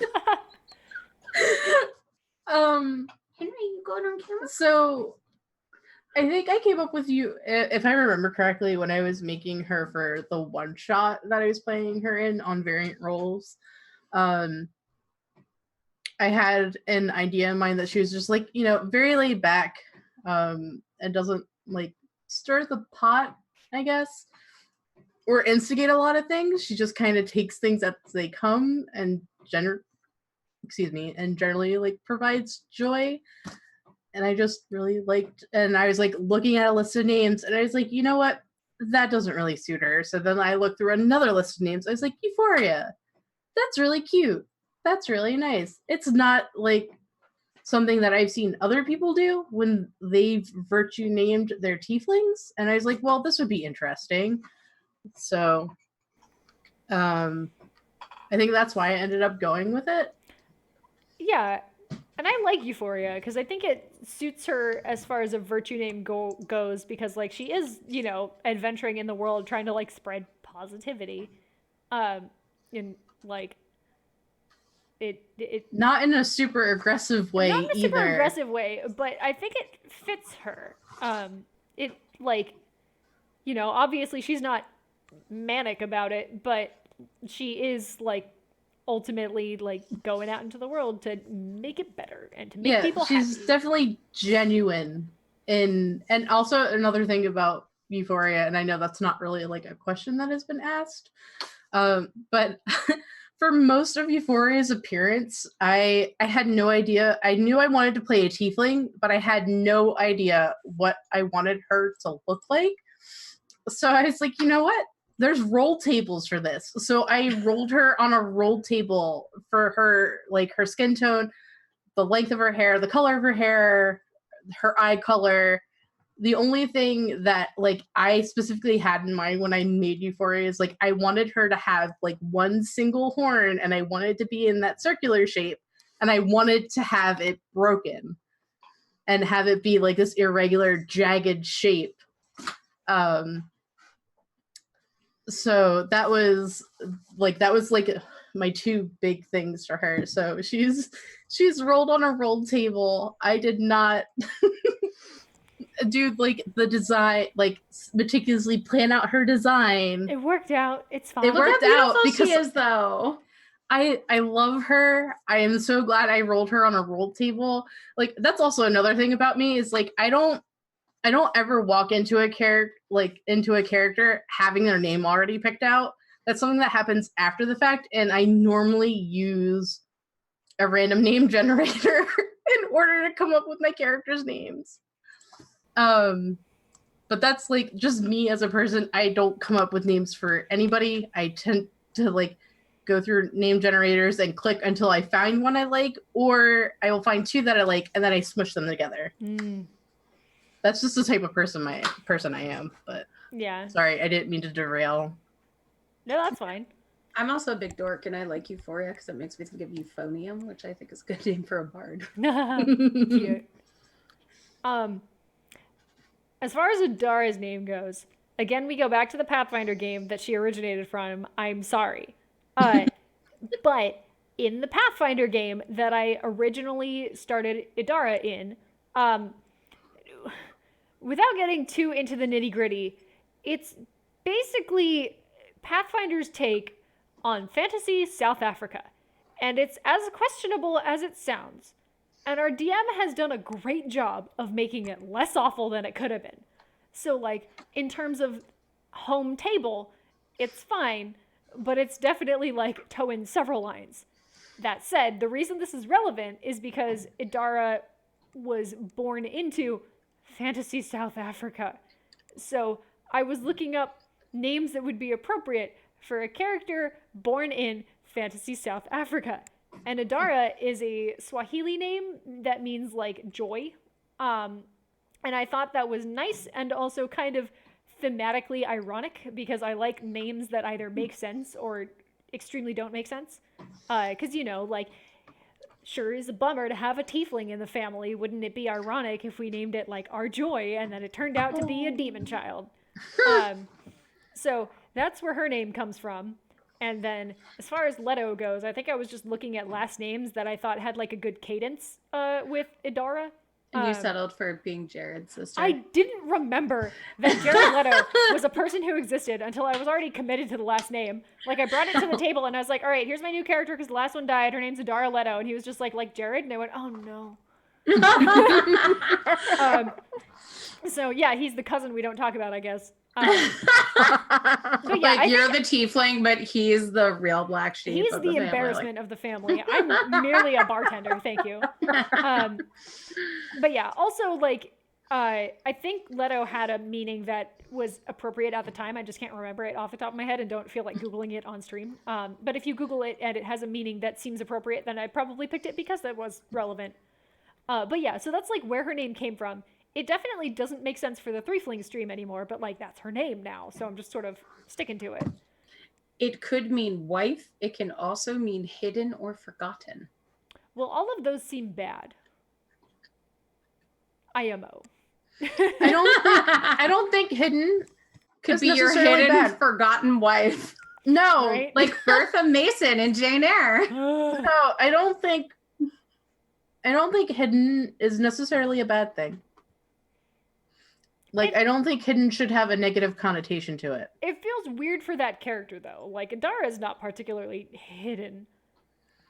No, but like the like when you talked about earlier about the things that she sort of respects and admires in other people that she would like to see in herself, that's like something she can grow into, and it's like a hidden potential. That's cute and nice. Ooh, Thank I you. like that. Aww. I can put positive spins on everything. It's so nice being on a stream with writers who are good with words. Says the English major. Don't tell them that. I'm free from that part of my life now. Okay. Oh yeah, I always forget that. Yeah, I have a degree in English. I was a professional writer and editor for several years. We don't talk about that anymore. I pretend that I'm bad at writing because it absolves me of many responsibilities and just general like thinking burdens. Now you all know my secret. My shameful past. Now I feel bad about doing art for your new thing. I can't art for shit. It's fine. But yeah, so that's where Idara's name came from. And again, it makes more sense in the original campaign context. I do like character names that are like thematically resonant. Like, my favorite thing to do is basically just look up baby names and their meanings until I find a meaning that makes sense and like a set of phonemes that is pretty. Yeah, for character names, I usually look up a meaning that I want sometimes, or occasionally, like if I have a culture in mind that I want to go for, I'll look for different words in different languages around that culture kind of thing and see what pops up. So like there was I played one character in a Spire game who was basically Batman.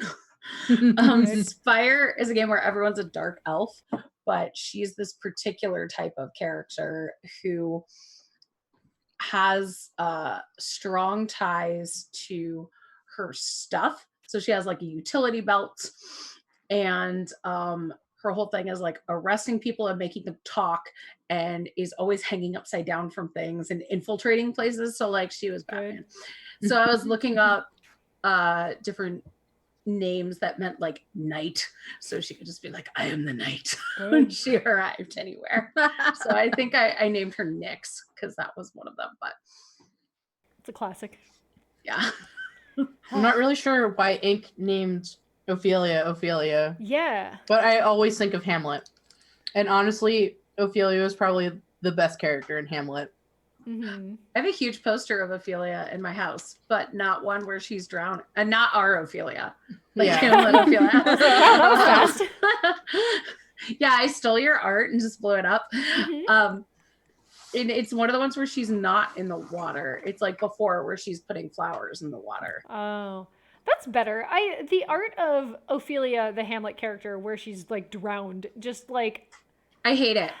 I hate get it so much. I just wish there was different art or different scenes that people also wanted to art, you know? Yeah. Yeah. Yeah, I can't remember who did this one, and I should because it's a poster I've had since high school. Oh no. But she's like, and it has the Shakespeare lines like about all of the flowers she put in the water and stuff like it's Gertrude's speech is on either side of it kind of thing. And it's her like with a bouquet of flowers kneeling by a riverbank. And I'm like, I like that. Yeah. So we've got a big chat question. I know, that's a serious one. That might be a good one to wrap this up with because it's 9:45 here. So I think we've had an appropriate amount of time to do a Q&A. And if we go much longer, we might start getting a little too slap happy. Less coherent. No such thing. Yeah. So, what's something about each of your co-streamers that you admire and or love about playing with them? I think we should all say nice things about Ink first because they're sick and not here. Mm-hmm. Yes. And then we can worry about each other. Totally. Yeah, I totally agree.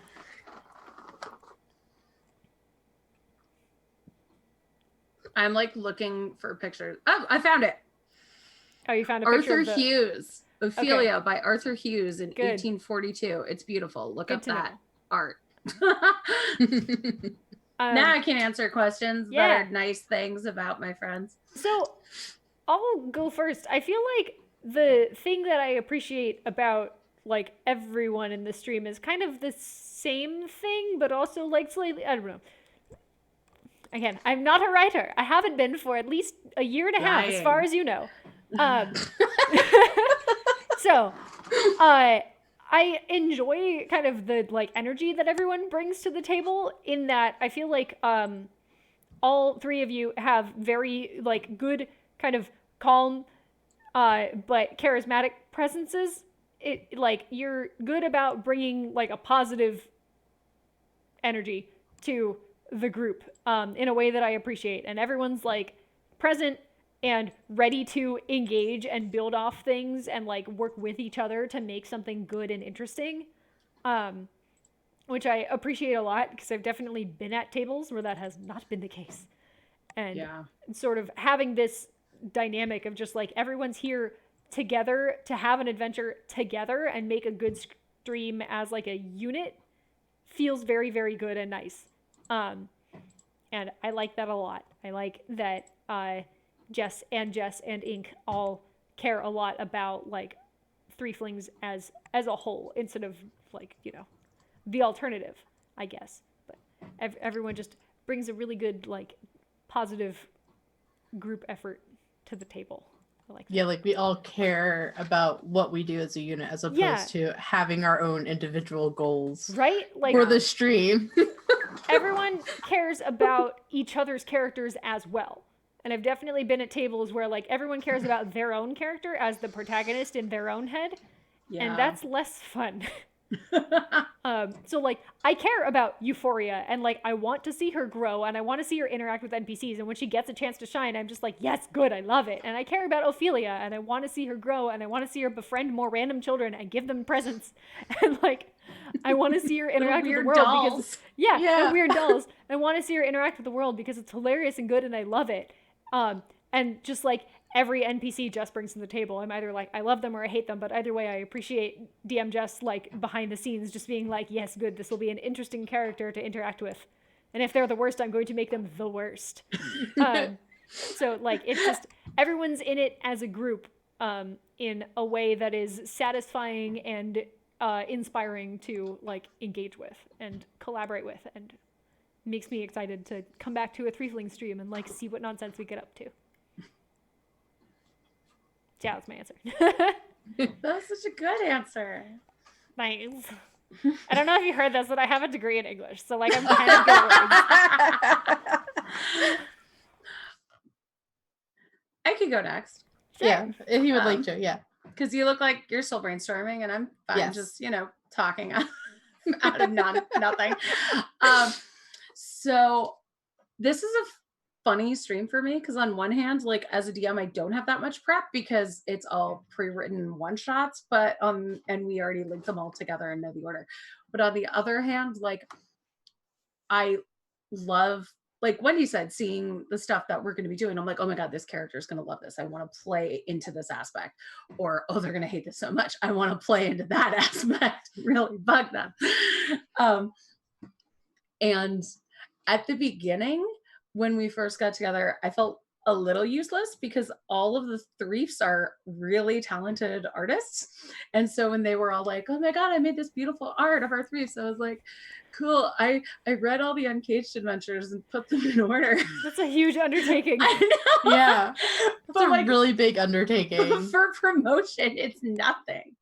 So, and so everybody brings like their talents to this.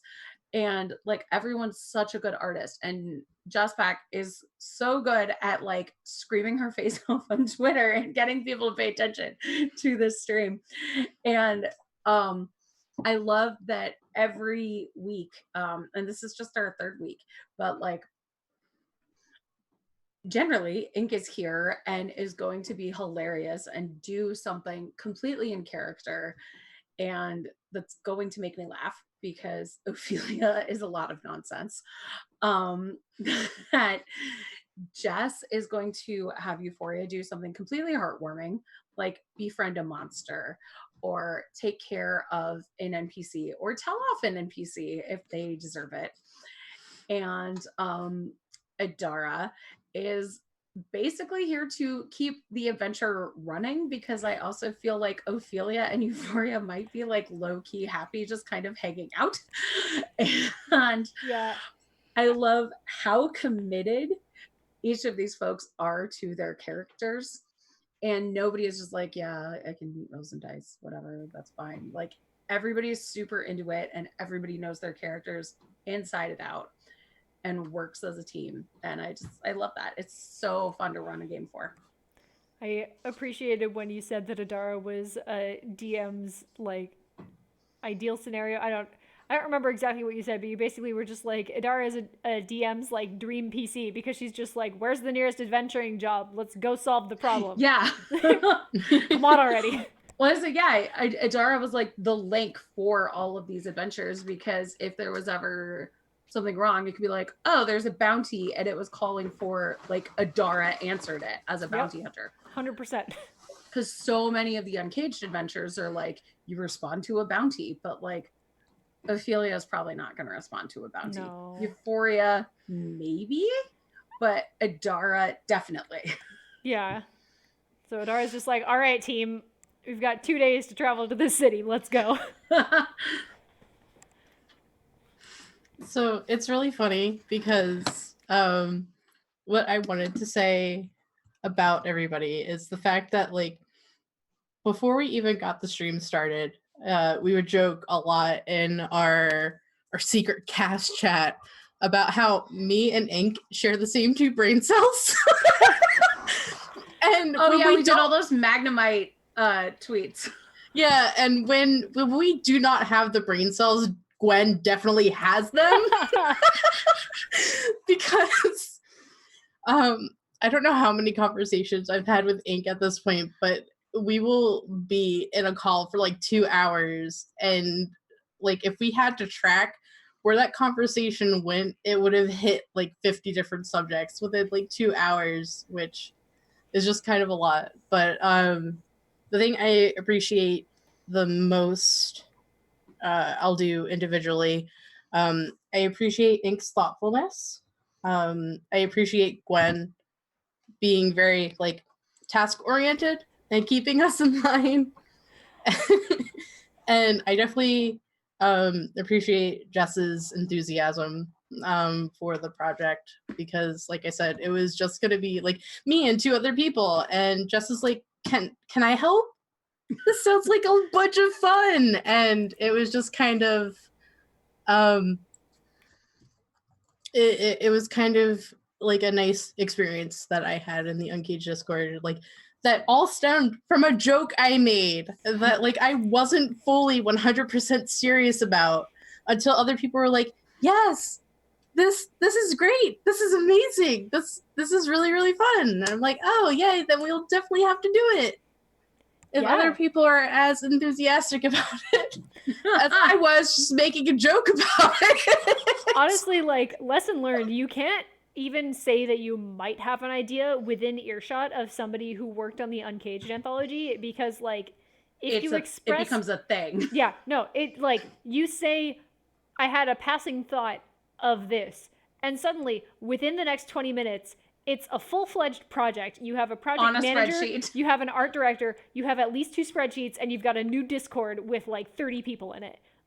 Yeah, and not to mention you already typically have editors also for the content that's not even written yet. Not even a little bit. You've got like 8 artists just like, I wish to draw. Like, yeah, it's amazing. It's such a good community, but also, oh my god. If you can see friends, foes, and other fine folks behind me, I'm trying to put my hand right on it. That's the first Uncaged spinoff to come out, and it pretty much happened just like that. Yeah. Yep. I'm pretty sure that all of the Uncaged spinoffs happened exactly like that. Like, you know, in some capacity.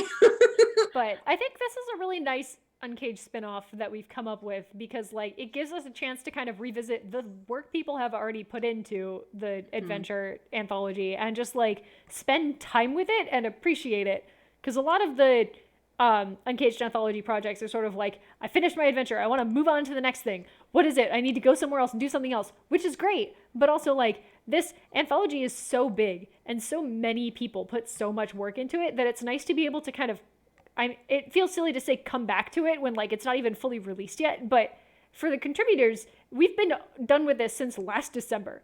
So like it is in a way revisiting it and coming back to kind of the project that for a lot of us kicked everything off, and getting to revisit it on stream with everyone involved again is just so nice and so great. And I'm so glad that it happened and is happening. Like, it's wonderful.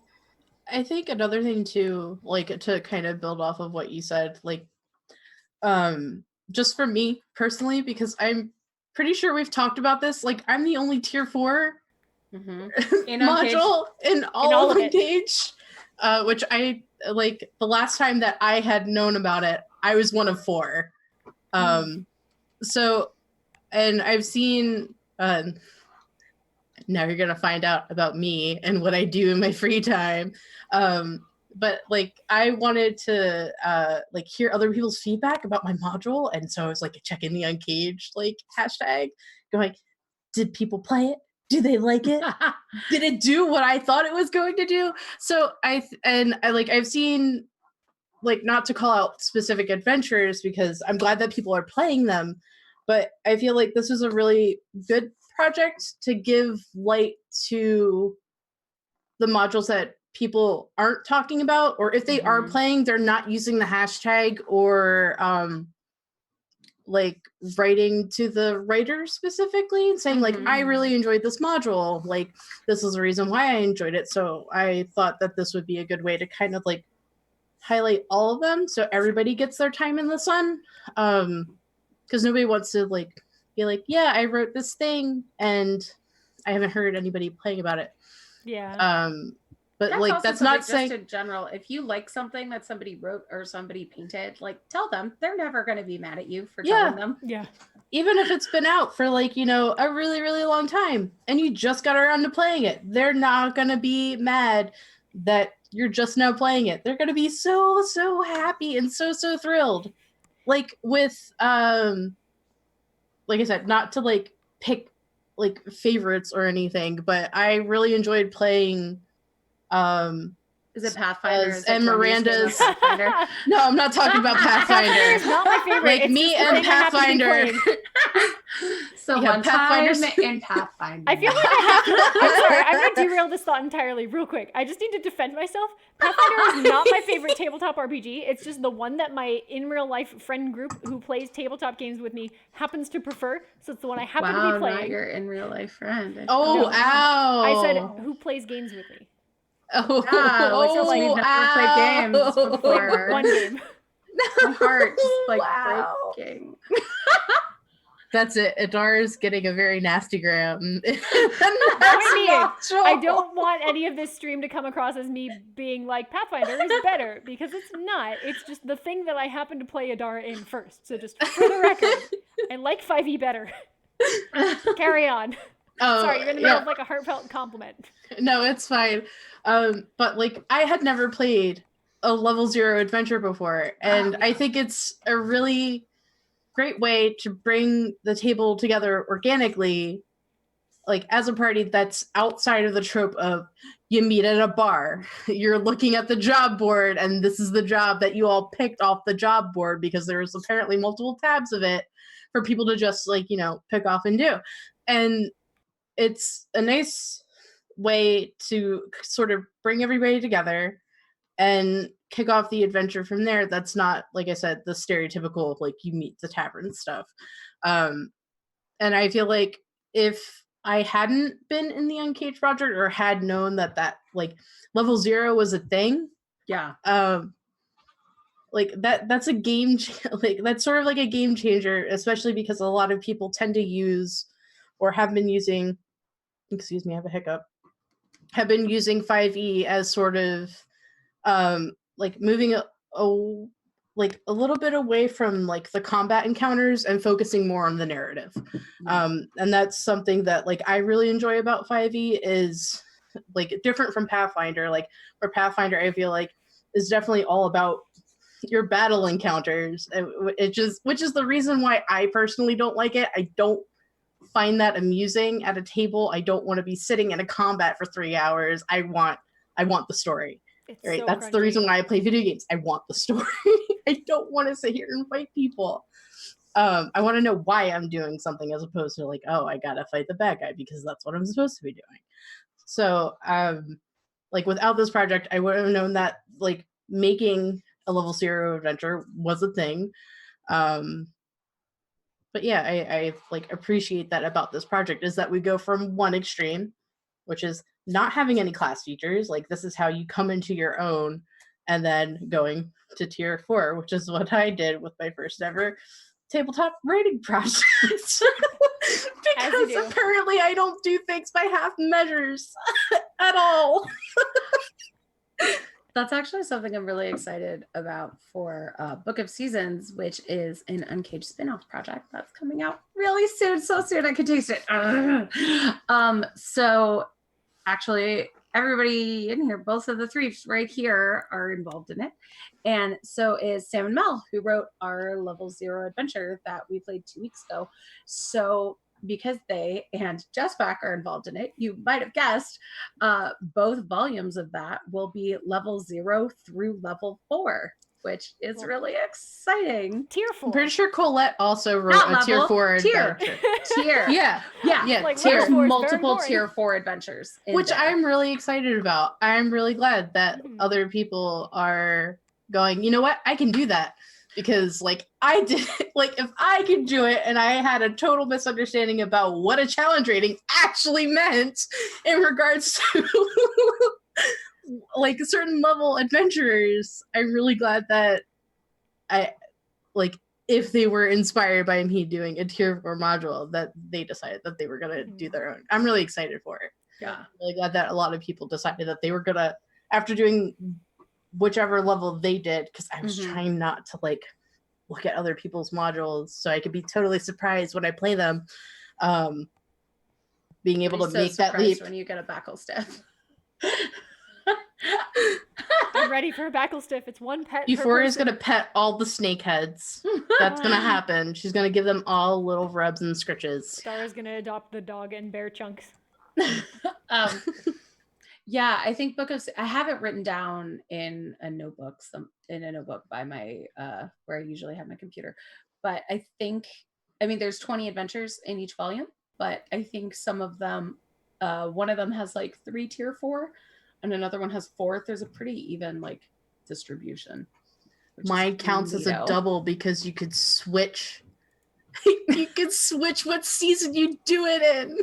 Oh, sneaky. I put that in my author's note. I probably should have put it at like the top where people read stuff, but I was like, wait, yeah. Like, they'll find out later. They'll find out. They'll do it for their next table. Yeah.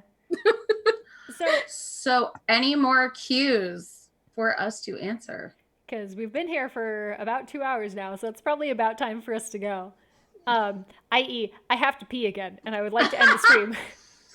Yeah, same. I got the restless leg going on right now. Yeah, they're burning cues. We want to get to them because next week we are doing From the Forest They Fled. Yay! I'm excited. So most of the adventures in Uncaged that I illustrated, I also playtested. This is not one of those. So I am excited because I know less than I should.